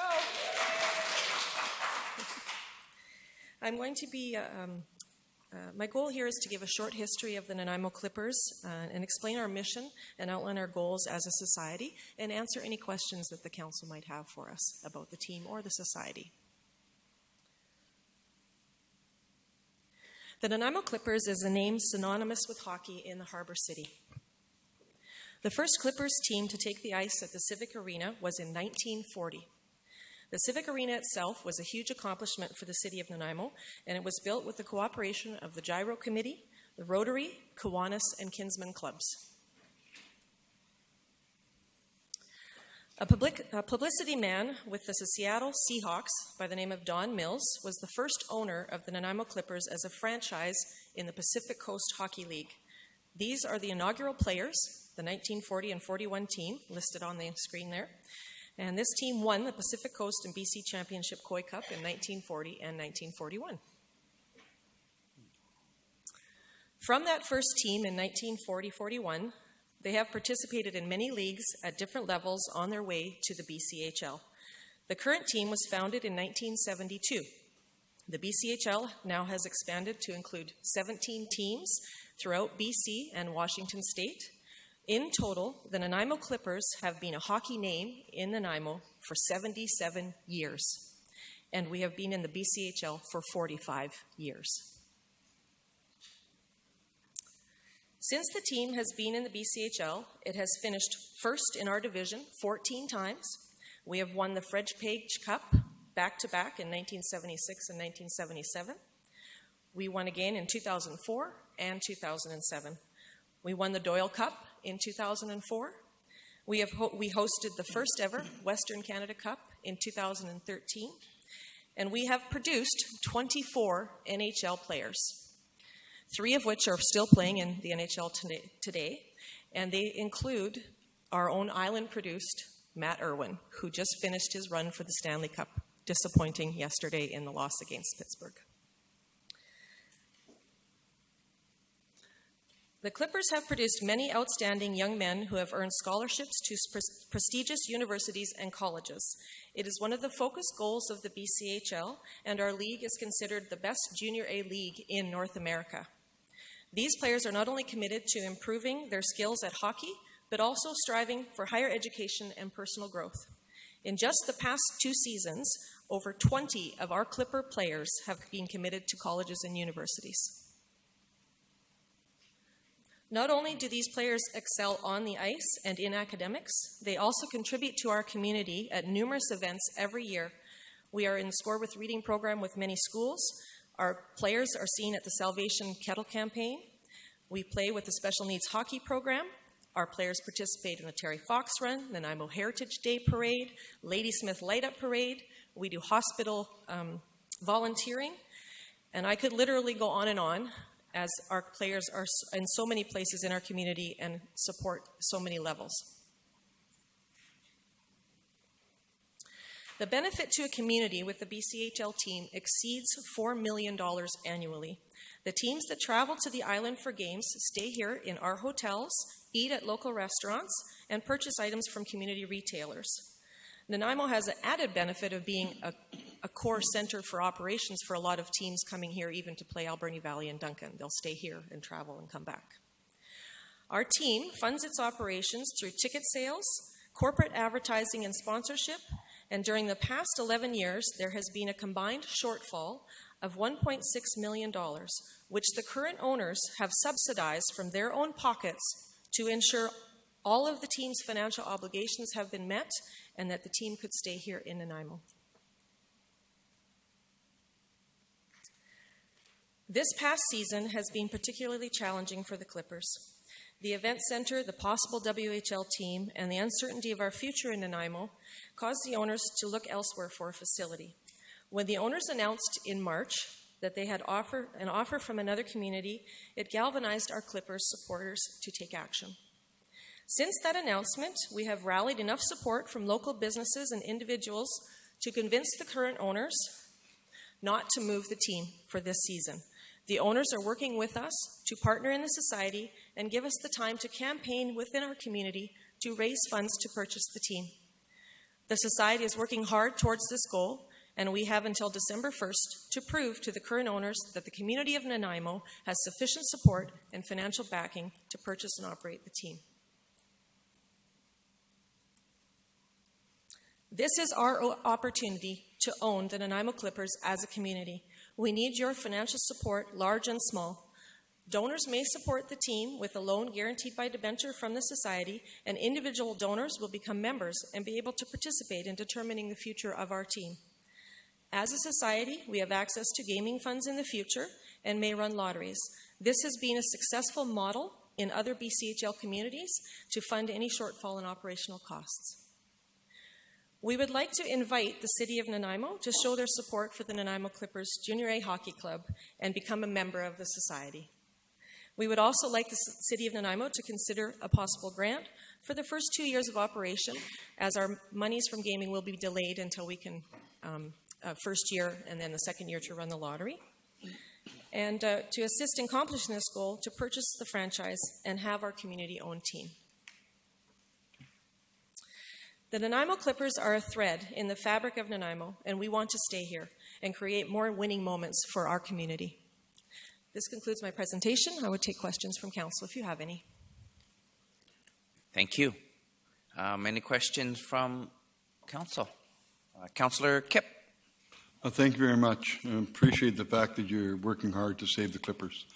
I didn't play for that junior team, but the Nanaimo Clippers is synonymous with our minor hockey system too, and knew many of those players, even some of the ones from the 1941 team, Mr. Carr and some others. Can you forward us some of the information about the society, the membership, who the directors are, and those type of things? Absolutely. We haven't seen any of that, and I'd like to see that, to see the community support. But I appreciate the fact that you're here and asking us the questions. Thank you. Thank you. Thank you. Any further questions? Councillor Brennan. Not a question, but I think it's obvious that the Clippers have a great deal of meaning for the people in Nanaimo, and it's wonderful to see so many supporters here tonight to urge us forward. So thanks to all of you, and we'll, I guess, see where this can take us. Thank you. I see no further speakers, so motion to receive delegation, please. Councillor Thorpe, seconded by Councillor Kipp. All those in favor? Opposed? Thank you.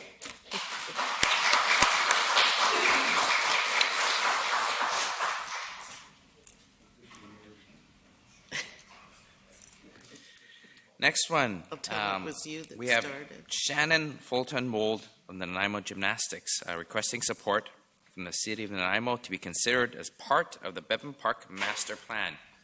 Shannon, you here?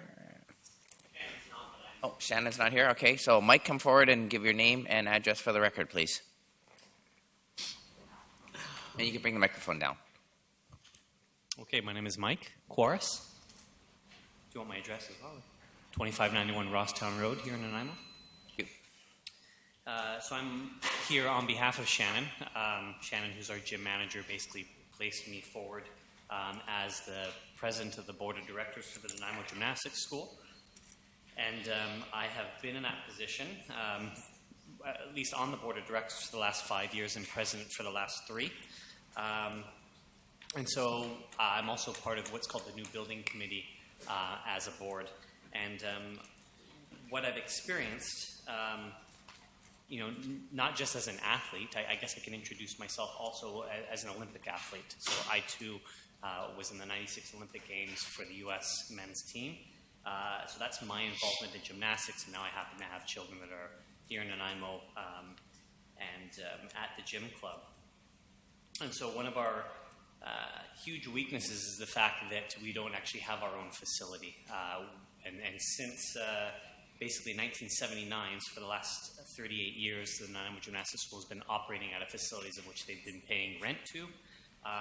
And from my knowledge of many of the other gym clubs, not only just on the island but in the province, they are either supported by city land or financially, and so that's what helps them to progress and grow in these sorts of things. So, you know, as of 2017, we have just over 900 members, of which, unfortunately, due to the size of our facility, we've had to turn people away. Right now, currently, we're in a 6,500 square foot facility, of which we pay about $7,500 a month towards. So, really, you know, our membership consists of, you know, individuals from 18 months old to 38 years of age, and the club itself is not sustainable without wearing down its membership, which basically are us as parents who continually fundraise as much as we can to basically support a rented facility with no security in place to support our athletes. It has become clear to me that in order to move forward and continue to progress the service, our community is absolutely necessary that a permanent home to be found, preferably on city-owned land, and I'm asking if the city is willing to finance this project with us. So what we've done as a board is we've met with Mary Smith at Parks and Rec, who gave me the guidelines for a community capital project, and one of the steps was to basically appear in front of council to be a part of what we're going for, which is a Bevan Park master plan. We require, you know, about 10,000 square feet. We're not necessarily picky with regards to where that's going to be as part of that master plan, but would like to get something going in place with regards to having opportunity to create something here in Nanaimo that's permanent, that's going to help our club grow. And I think that there's lots of benefits, not just for the community and sport, but also financially with a facility like that. We can host numerous, whether they be provincial championships or westerns or national championships and these sorts of things, which would bring lots of people into Nanaimo utilizing our services. And that's pretty much why I'm here today, is to ask for some support and help us to being part of that process. Any questions? Great. Thank you. I have Councillor Beswick. Thank you. Thanks for coming before us. 900 members is a significant amount of participants. Have you been in a template facility that you would say that facility there, you know, wherever it might be, Abbotsford or, I don't know, Spokane, wherever it is, that a person could glean size and scope and costs associated? I'm sure I could find one, perhaps. So, like, we've never actually gone to the length of looking at something like that, and then say, like, I was just in the Okanagan, so we just had what was called the Pogo Invitational, and I spoke to the board of directors there because they got in with the city of Kelowna to basically have their facility funded by the city as well. So, I mean, that would be a great place for me to start because I'm familiar with that gym club and what they have.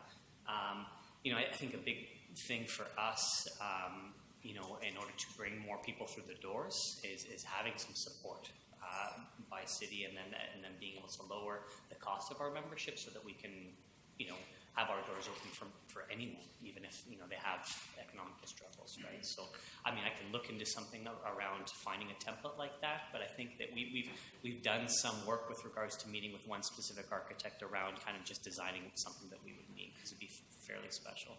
Thank you. Just my last comment. Would this be, speaking in the hypothetical, if there was a 10,000 square foot, 3-story venue or whatever, what your height requirements would be, would it be exclusive? Exclusive to the Nanaimo Gymnastic Club?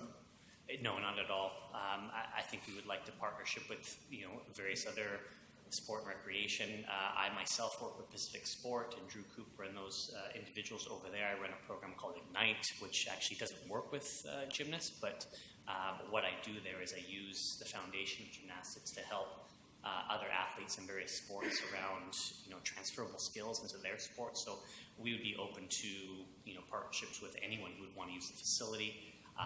We've got a 40 by 40, floor space that's, can be used for yoga to judo to, various other sports. So it wouldn't be just exclusive to Nanaimo Gymnastics School. Thank you. Thank you. Councillor Thorpe. Thank you, Chair. Through you to the delegation. Thank you, sir, for coming this evening. A couple of questions. Nanaimo obviously has dozens of sports organizations, and we also have some sports businesses. Nanaimo Gymnastics Club, are you a registered not-for-profit society? We are, yeah. Okay, thank you. And in the past, my second question, have you applied or received a permissive tax exemption from the city? That I don't know. Okay. I don't know the answer to that. Okay, thank you. Great. I don't see any other questions. Motion to receive delegation, please. Councillor Brennan, seconded. Councillor Kipp, all those in favor? Thank you. Thank you. Can I? Councillor Brennan? So can I direct a question to Mr. Harding? So, Mr. Harding, what would be the next steps in sort of exploring this so that we're not just left sort of like, oh, I don't know? Typically on a situation, my mic's very loud, sorry. Typically, council would direct staff to work with the organization and possibly come back with some concepts or options, similar to what Councillor Bestwick would come back, show different models that have worked. As the speaker is correct, there's very different, throughout the province and North America, there's different partnerships, facilities. Some are on public land, some are not on public land. So we could come back and with some options for you. Okay, that's great. Thank you. If council gives direction, we'd need that though. You need the direction from us, so we need a motion to refer this matter to Parks and Rec and ask you to follow up. That be good enough? Ideally. Yep. We have a seconder? Seconded by Councillor Kipp. So the motion is to direct staff to follow up with the Nanaimo Gymnastics to see about a request for a facility at Bevan Park. Discussion on that motion. Councillor Bestwick. Thank you. 100% support. I just wouldn't restrict it to a facility at Bevan Park. Entertaining a facility within the city of Nanaimo's limits, which might include Pacific Sport and BIU and NDSS and who knows. But so if we could not limit it or restrict it just to Bevan Park. Okay. Sounds good. Agreed upon? Yeah. Thank you. I'll call a question if there's no more discussion.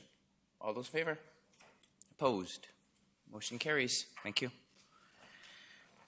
Next delegation we have is Rebecca Chan regarding the petition of Nanaimo Women Deserve Better. Please come forward and state your name and address for the record, please. Hi, my name is Rebecca Chan, 167 Irwin Street. I have a technical question about the timing of my presentation. Under, I believe, 8.15.5, I applied before the preceding Friday at 11 a.m. So under my understanding, under 18.6, 4 or more delegations on the same topic would be limited to 5 minutes. There's currently only 3 of us speaking on the petition. And it also, one of the sections I read, I'm sorry, I'm new at this, clarified that late delegations after 11 a.m. on the preceding Friday would receive 5 minutes. So I just want to clarify before I begin, is it 5 or 10? 10 minutes. Thank you. I edited down, but it's a little bit rougher. Okay. Thank you. Okay. Hello, Mayor, Acting Mayor, and Council. Thank you for having me here today. I appreciate the chance to speak to the concerns of myself and 351 other citizens regarding remarks made on November 21st, 2016, from one councillor to another, and the recent Change.org petition, Nanaimo Women Deserve Better. These are matters of a personal and sensitive nature as much as they are also of public and systemic concern, and I want to be clear that I am aware of that, and I will do my best to respect differing opinions and experiences. However, I have seen delegations on a variety of subjects be spoken to disrespectfully by this council, and I want to make it clear I am not here to be spoken down to or attacked by those that I trust to represent myself and my city. On a technical note, I'm also referencing quite a few articles and definitions, and if you or any others are interested in discussing these articles and terms constructively and respectfully, I can provide a working email address. The incident that the petition addresses occurred on November 21st of last year, and as we are now close to 7 months from today and that incident, I want to assure you that I, just as much as anyone else, wish to move on. In my mind, the city made their stance clear, and as a queer student working in the hospitality industry, I can assure you that between Pride, tourism season, and papers, there are other things I'd rather be dealing with tonight. I am also aware that there is sensitive information within the leaked email that was discussed on November 21st, and I am just as shocked and horrified that your privacies were violated as you are. However, that rests on the conscience of the individuals who leaked that confidential email, and those who then leaked it to a citizen, and the citizen who then publicly broadcast that. The reactions of each individual, however, rest on the individuals involved. And if there had been sexism from anyone towards anyone else that I had access to view, I assure you I would be trying to speak to it today. Maybe not today, hopefully earlier, but I would be trying to speak to it. So I and 351 other citizens asked for Councillor Kipp to apologize for sexist, gender-based remarks towards one of your then colleagues. To quote the incident itself, "You're beautiful, Wendy. I know you're such a pretty, aesthetically pleasing person when you make faces. You turned your back when Billy was talking. The man's harmed and you don't give a shit, woman. I am not interested in shaming individuals, nor was the petition. The point of the petition was to make clear that as a city, we are concerned with a councillor and a council that lets a woman be rebuked via her gender and appearance in her place of work. This is not a personal vendetta. I have never met Councillors Kipp nor former Councillor Pratt. And I can assure you that if any woman had been addressed in this way in a public, televised meeting that I had access to view, I would be trying to speak to it. The petition asked for an apology for the language used.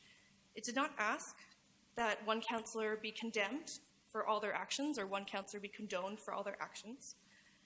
It just simply stated that the language was important, and I'm here to explain to you why that petition thought that the language was so important with a short presentation. So the remarks were classic casual sexism, and that's important.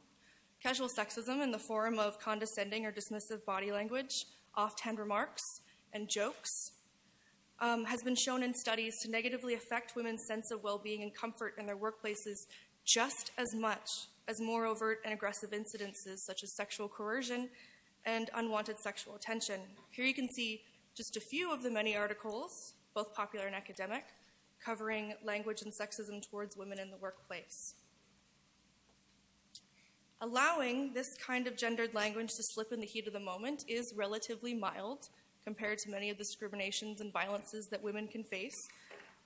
But condoning it, justifying it, and letting it slide are part of what many have determined is a part of the culture of accepting violence and discrimination towards women that we currently live in.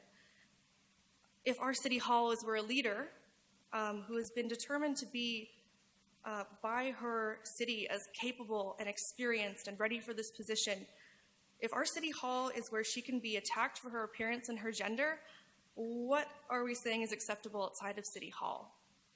So as you can see here, the basis of casual sexism here would be teasing, kidding, telling jokes, targeting physical appearance, disability, race, gender, and sexual orientation. So the language is part of what leads us to a culture where women being degraded is normalized.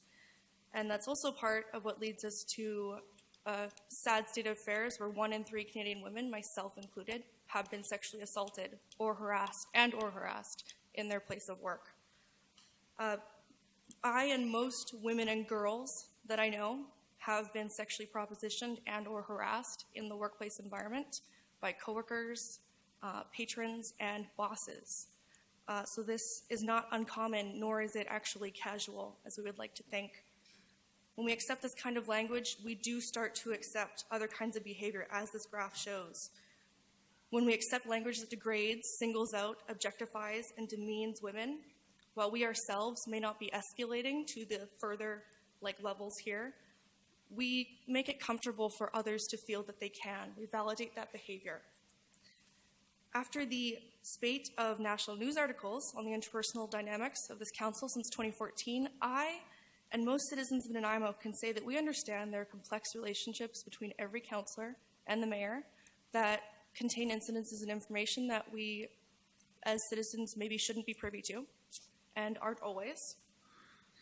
But when an elected official on camera, recorded, publicly broadcasted, is degrading gendered language, I think it is not unreasonable to ask that the official apologize for the language used. Neither I nor the petition ask that any member of council be declared universally right and others wrong.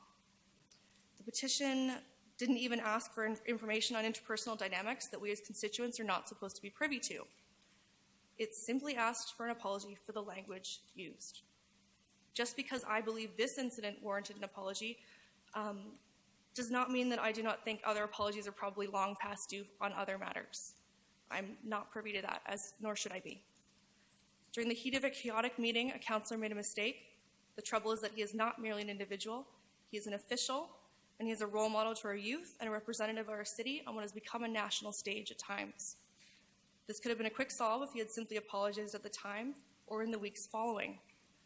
A lot of people, myself included, recognize that Councillor Kipp has done a lot of great work in our city over a very long time. But similar to myself, many people are shocked that our leaders would let this kind of behavior fade away with no comment. An apology is not a shameful thing. It is not a weakness. It is a part of a conversation that shows someone is engaged, listening, and willing to engage in critical thought. As our leaders and representative, you have an incredible opportunity to set an example for our city of how we are and how we hope to be. Regardless of a colleague's behaviors or opinions, it is up to all of us as adults to model behavior for our youth in the city that reflects the progressive, inclusive society we are and also reflects that we still have work to do. No one expects an individual to fix sexism, or I'd, give it my best shot, but we can all be responsible for our own actions and be working to educate ourselves to be the best we can be. This apology was one way for you as our elected officials to prove you're working to be better. When you do something, others follow suit. You set precedent for your coworkers, following councils, and for our city at large. You have done some admirable work in our community, Councillor Kipp. It is a shame that this incident was allowed to stand in defiance of that record. Thank you for your time. Thank you. Do we have any questions for the delegation? Seeing none. Motion to receive the delegation, please. Moved by Councillor Brennan, seconded by Councillor Beswick. All those in favor? Thank you. Opposed? None. Thank you very much. Ms. Gray, can you help me with the next one? Who do we have next on the next three? I was hoping you could help me, Chair. It was Councillor Brennan. So it is Carol Matthews and then Dennis McMahon? And Tim McGrath, then Dennis McMahon. Got it. Great. Ms. Carol Matthews, please. Please state your name and your address for the record. Thank you.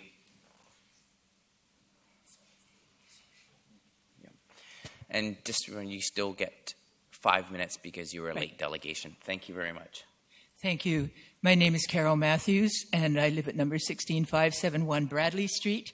And Acting Mayor Chairman Hong and councillors, staff, thank you for the opportunity to just say a very few words in relation to Rebecca Chan's presentation. I had not heard or read it or had no idea what specifically she was going to say, but I wanted to come because Rebecca is a very engaged and concerned young member of our community, and I think that her petition represents only a small number and also a small segment of the wider concern in our community about the conduct of some city councillors over the past few years. I think the concern is much more widespread, and sadly, the whole council is tainted when such incidents occur. I've heard a great many people in Nanaimo indicate that they are troubled about what seems to be inappropriate and disrespectful conduct that we've witnessed. People say they're embarrassed when they read about our city in the Times Colonist or on other newspapers, hear about it on CBC. And I've heard a number of people say that friends and family in other cities have laughed at them and said, "So, you come from that city." And it's an embarrassment. I think the extent of the concern is evidenced by what we're hearing from the candidates who are running in the by-election. We're hearing from a number of them things like they want to deal with problems of rude behavior, disdain, lack of respect, insults, and that sort of thing. That's coming up quite broadly in people who now want to run for council. I do want to note that this council has improved their conduct greatly in recent months, and that's a really nice thing to see. And I appreciate the code of conduct that you read, Councillor Hong, at the beginning of this. I think those things happen. It's a good thing to see, but we really want to see it continued. And it is what people will be looking for, both in the by-election and in the election in 2018. In the meantime, I do want to thank Rebecca Chan for having the courage to come forward and speak out about one incident that is related to what is widely perceived as inappropriate behavior on the part of some councillors. And thank you very much for the time. Thank you. I don't see any questions. Move to receive. Okay. No. Councillor Brennan, and seconded by Councillor Thorpe. All those in favor? Opposed? Wonderful. Thank you very much. Next, we have Tim McGrath. Please come forward, state your name and your address, please, for the record. Good evening, Council. My name is Tim McGrath, 431 3rd. Okay, thank you. You have 5 minutes. I'm here because I was also present that fateful day in March where the email was brought forward. What I saw was a lot of raw feelings. What I saw was a lot of inappropriate wording in an email that was slanderous, that was hurtful, and vindictive. Council responded to it under understandable circumstances. What I witnessed was an acknowledgement of one's gender, and that is all. The rest of it was related to behavior of that particular individual.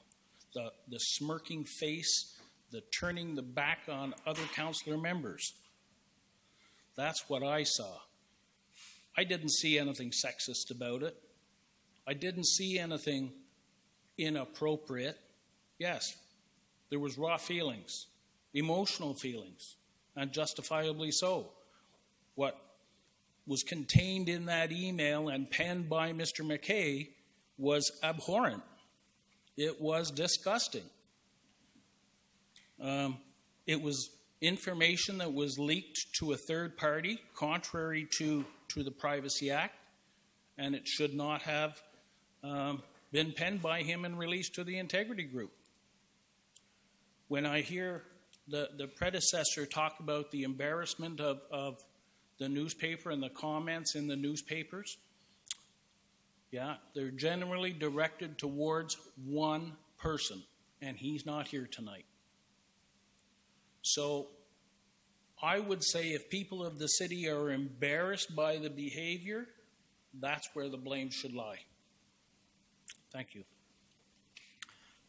I see no questions. Motions received delegation. Councillor Bestwick, seconded by Councillor Fuller. All those in favor? Great. Thank you. And we have one more delegation, Mr. Dennis McMahon. Thank you very much. Your name and your address for the record, please. Thank you. And you have 5 minutes. Dennis McMahon, Leslie Crescent, Nanaimo. And thank you for allowing me this time. I'm going to be wearing 2 hats tonight. The first one as a director of a newly formed not-for-profit society in Nanaimo, just to let you know what we are and what we're about. There are literally hundreds, if not thousands, of amateur photographers on Vancouver Island. and they're seeking to improve their craft. And to do so, they join their clubs, read books, watch videos, etc. But truly, the only way to move beyond a certain level is to get to seminars and workshops by professional photographers.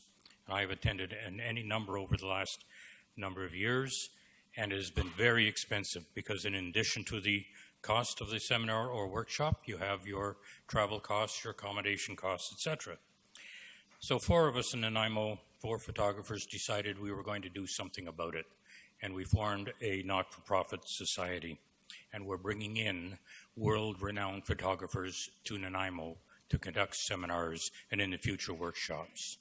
And on May 20th, we conducted one at the Bevan Social Center.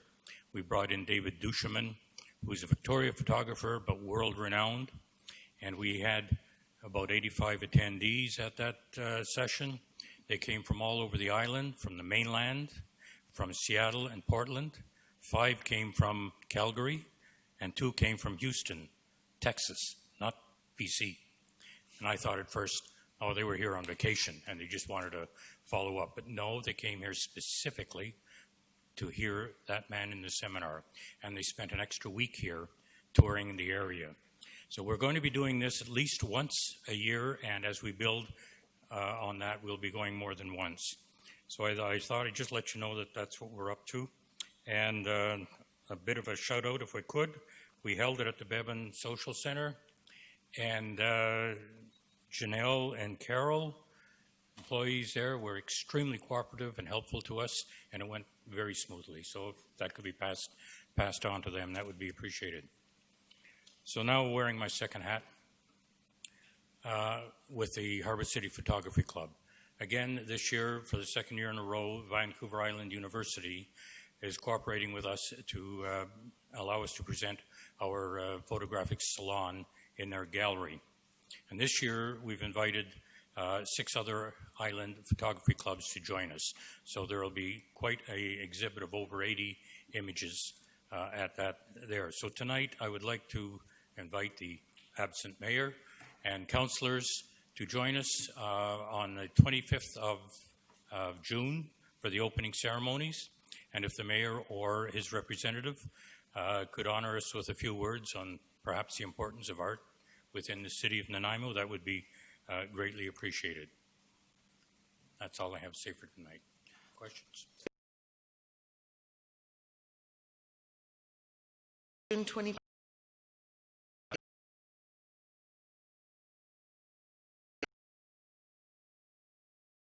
We'll add Great. that. Thank you. Yeah, and I just wanted to point out that I love photography. And if you are aware, the city has 115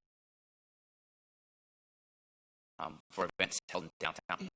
So I encourage you to apply.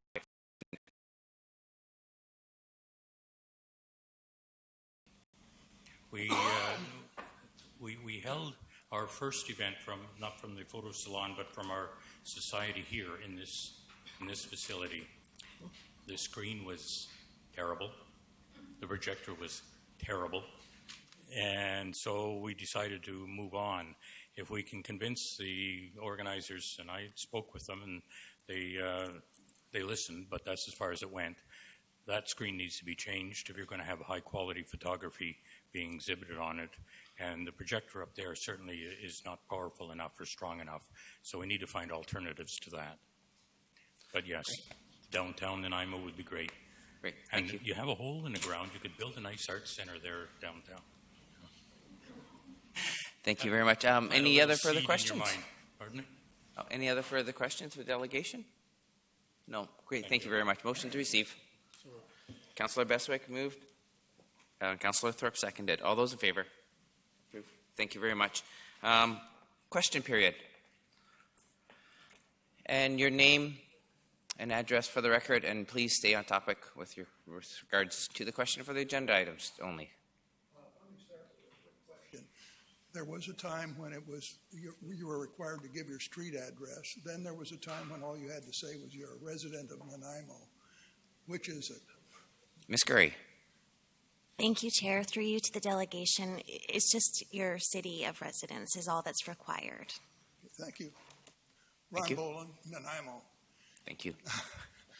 I want to ask you what I find a serious question, and that is we continue to talk about the garbage truck issue and the money it involves, somewhere near $8 million. To the best of my search, I have not been able to find that any of that funding has been passed in an open council meeting. The report for tonight notes that it was passed in an in-camera meeting on March 27. If you look at the minutes of that meeting, there is nothing about it except that you went in camera and that the meeting ended for lack of decorum. However, is it not the case that expenditures such as $8 million need to be passed by this council in an open meeting? Victor, would you like me or would you like to answer that? Thank you, Mr. Mema. Sure. Through the chair to the delegation, when council discussed the issue of the capital costs and the financing and the sources of finances, that was done through a resolution, and so that's approval of the expenditure. What's going to follow at some point is going to be the amendment to the bylaw, and that's going to happen at some point, I think, after Q2. I'm sorry, I don't quite follow the logic here. Is it you're saying you passed something tonight that isn't legal yet, but you will be getting around to passing it in open council at some point in time? Through the chair. So approval of an expenditure is through a resolution, followed by amendment of your expenditure bylaw, and that's the process that we're following. That was done in camera? So the approval of the spending was done in camera. That rising and reporting is going to happen at some point. The minutes will be released in a short order, and the amendment of the financial plan is going to happen at the end of Q2. And that's in line with the process that we follow. Simple yes or no, was that ever passed in an open council meeting? The whole project? The As project. I'm aware, it has not been passed in any open council meeting. The project was discussed prior to making the purchase of the first 2 trucks in open. So the motion. My question, I know there's been discussion for several years, but that is not an approval of a large expenditure. It's discussion. And that, I think, under provincial legislation doesn't cut it. I believe that a project of that nature must be approved in an open council meeting where it can be discussed by the community. As you're aware, we've discussed bringing this before the community for years, but it hasn't happened yet. So can I just get a simple yes or no? Has that legitimately been passed or not? So through the chair, yes, it has. So, yes, it has been passed. Okay. No, we have not made a decision on the trucks. No, we have not made a decision on the bins. When was it passed? It's on open tent. It's still in tender. Write that down and check it out. Tender process. It's in tender process right now. We don't have a value. So, thank you. Sorry? The bins are right now in tender process. So it hasn't been confirmed. It hasn't been awarded. So I can't tell you what kind of bins you're getting. The 2 trucks that were placed were bought. They were here last year. And then the order, according to the core review recommendation for us to save money, was to buy the other 6. Yes. However, the recommendation has not been passed. Am I correct in that? It was passed in camera. In camera, I don't believe you can pass something like that in camera. Can you? And my discussions with people outside of the city have indicated the same. Councillor Beswick wishes to speak. Mr. Boland, I appreciate you coming. And you always ask very probing questions, and they're good ones. And I appreciate the manner in which you do it. my recollection is that we approved the purchase of approximately 6,000 receptacles and 6 more automated garbage trucks. And I know that we had conversations in that room about them, and I know that we had discussions, debate out here about them. And can I tell you exactly in this conversation right now what we voted on out here? I'd be lying if I could tell you exactly what we voted on out here. But as far as I'm concerned, we have approved the purchase of the amount of garbage receptacles and the garbage trucks that was in one of 3 or 4 recommendations that staff placed in front of us. And I thought we did that in open, or at least a very large portion of it. Now, as I said earlier, I could be wrong, but I thought we did some of it out here. Well, it sounds like, as you say, there's a piece here and a piece there. However, I think a project of that magnitude takes a project motion that says we approve the overall development of this project, which involves this and that and the next thing, and that gets passed, not in camera, but in an open meeting. And I'm not arguing with you. I'll take it up elsewhere, because if that's what we have to do. Ms. Gray? But as far as I'm concerned, you're in breach of etiquette, at least. No, thank you. I appreciate you coming. Thank you. Ms. Gray? Oops. Thank you, Chair. Through you to the delegation, I just wanted to state that, yes, it was March 27th. There was a rise in report to go public with the motion that Council passed, and it will be released in the minutes. And it was done so under the Community Charter, Section 91, and several other subsections I don't have in front of me at the time. Thank you. Councillor Kipp, did you want to speak to it? Yes. Councillor Kipp. Mr. Boland, Councillor Kipp wanted to talk to you still. Well, no question for the delegate. No, no question for the delegate. Sorry, I'll motion to. Okay, then let's keep this short. Yeah. Well, really? We debated this in camera. We debated it. We had special interest group come in and talk to us about it. We did it behind closed doors. I was not appreciative of the fact we did. And when we come out to public, all we did was pass the motion. We did not debate the issue. We did not even release how we voted in camera. So the public did not know how we debated it, what was debated, who was involved in the debate, or where it was. And it was not debated in open. And that's, I think, Mr. Boland's concern, that I appreciate that it was not debated. It was done in camera, and we just rise and report with a couple little lines in our agenda. I voiced a concern then that people didn't know, are we putting out the vote? And so my concern was whether it was a kosher vote in camera. If I could add to that, I hope we all realize the peril that it means if you can get away with doing that kind of thing in camera. Why do we need public meetings anymore? Thank you. Mr. Memma? Oh. Motion to receive the delegate? Mr. Chair, so I think when when the clerk releases her reports, those details will come out. The approval that was done in camera, there is nothing wrong with it.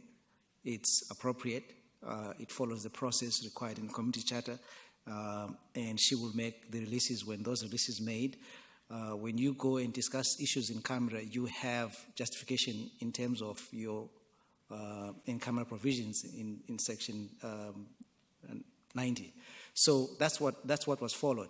So you could have, what I see are two discussions. There is a technical discussion, which I think was followed. There is a political discussion, which is, I think, the discussion that probably could be had.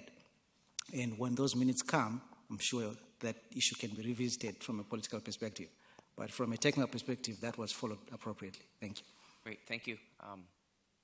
Do we need motion to receive delegation? No. Okay. Question. Great. Next, Councillor Yoakum. This in-camera stuff that I touched on earlier is, I don't know. I think we should come in here first or something or figure out, because it's not working for me. We don't get the agenda. I have a job, and I can't just jet back and forth because we never know what's on in camera at times. Or there's also a million amendments made when we get in there. So I'm just totally and then we get accused of this, not being transparent, this and that. I'd be more than willing, like, let's just keep everything out here, and so people can know the truth. So when I hear the dysfunction of this council, people know the truth. And I want to have all those hard conversations and the reality that's happening. There's some people being able to hide behind those doors and have those conversations out here. I get it, and they're really being clear. They'll say labor, law, litigation, and that stuff. But reality, let's get as much stuff out here as possible. Because those walls have, I agree with Mr. Bolin, where we went. And some conversations should be had out here. I'll deal with that. I'm annoyed at going in camera. Thanks, Mr. Chair. Okay. Ms. Gray. Thank you, Chair. I just wanted to further on to Councillor Yoakum's comments that Mr. Mema and I have had discussions that hopefully we can have with Council when we redo the procedure bylaw regarding having the conversations that need to be done in camera done, but then the votes may be happening out in the open once the conversations that need to be closed are done and closed, then the debate can come into the open. Thank you. I just wanted to add that I get quite irritated to hear this constant phrase, was it litigation, legal, and labor? Because I ask you, gentlemen and ladies, what is it that you do that doesn't involve one of those items? Maybe, I don't know, calling for an event, but really, virtually everything that you do that is kind of consequence to this city is covered by one of those. And reading the 90-1 is really just a catalog of catch-22. I'm hoping our new government will review the community. The procedure bylaw is being reviewed. Thank you very much. Councillor Fleury, do you have a question, or can we leave this? It's getting to make comments, so I'd like to make one. Just briefly, I totally agree with Councillor Yoakum. My favorite one in section 91 is N. The consideration of whether a council meeting should be closed under the provision of this subsection or subsection D. That means anything we do can go in camera, just to discuss whether it's going in camera. Well, that's what that means. So some of it's ludicrous. It is a community charter. We got a new government going. Let's get them on it. Great. Thank you. I've never understood when you go in camera, do you know anything more specific than the vague comment that we get about what the actual issue is? Or do you vote yay or nay on no information at all? Well, we started at 4:30 in there, and we're here at 7, so we do discuss things. I'll leave it at that. Thank you. Next question. Your name and city of residence, I assume. Yes, Kevin Story, Nanaimo resident. I just wanted to refer back to development permit for the project Lindley Valley Drive, and regarding the parking. Now, these questions I might not get answered tonight because the staff person isn't here, so I may leave them with council to be answered later. This is an adaptable building, which means that we will have a great number of disabled people in and out of that building. So the size of the parking spots per spot, does council take into consideration that a wheelchair might be getting in and out of that spot, or somebody in a wheelchair so that you expand the size of the parking spot? This is Yes. all about accessibility. There's no sense having a regular parking spot and asking somebody in a wheelchair to get out. They can't. There's not enough room. Under the building bylaw, I'll answer your first question, that there are wheelchair accessible parking stalls. That was my next question. There was no breakdown on the number of disabled parking spots. Now, going by the Canadian Home Builders Association guide, in that type of building, 20% of the units should be disabled units, handicapped units. So that would lead me to believe that 20% of the parking spots should be handicapped parking spots. So looking at that, and then if we say another 20% for visitor parking, because disabled people, a lot of them require an attendant. So if we've got 20% for the disabled vehicle, 20% for attendant parking of people, the attendants that are dealing with the disabled person, and then, the visitor parking.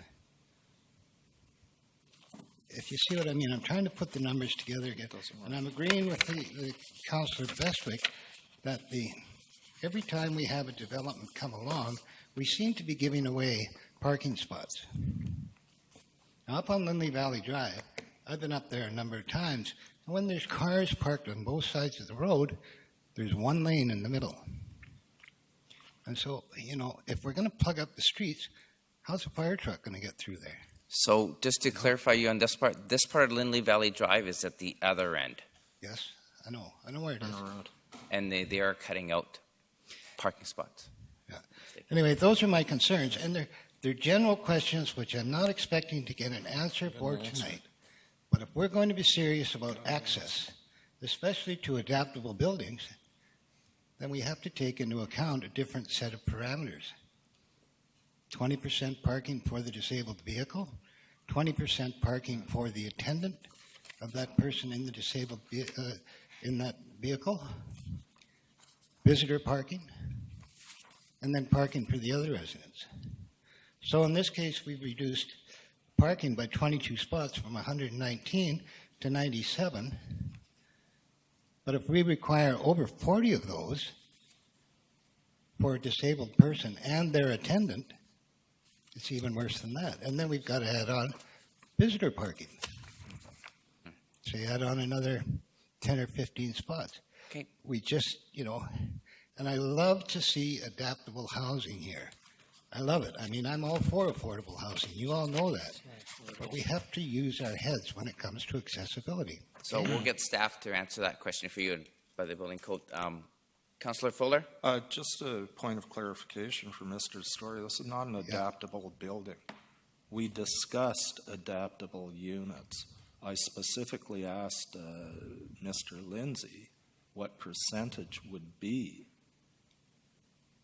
accessible units, and there is no percentage. That's right, but the building has been described as being adaptable to provide access. So where are we going to go from there? Where is it described as that? I can't find that in here, unfortunately. Which is why we discuss. I totally agree with you. We need a percentage. But you can't put a disabled access apartment on the second floor.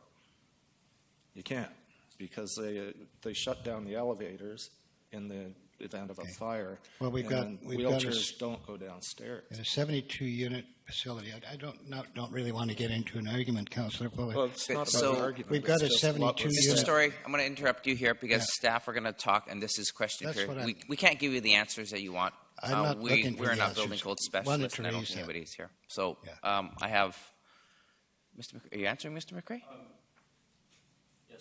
Chair, I think a couple of things with the respondents' questions.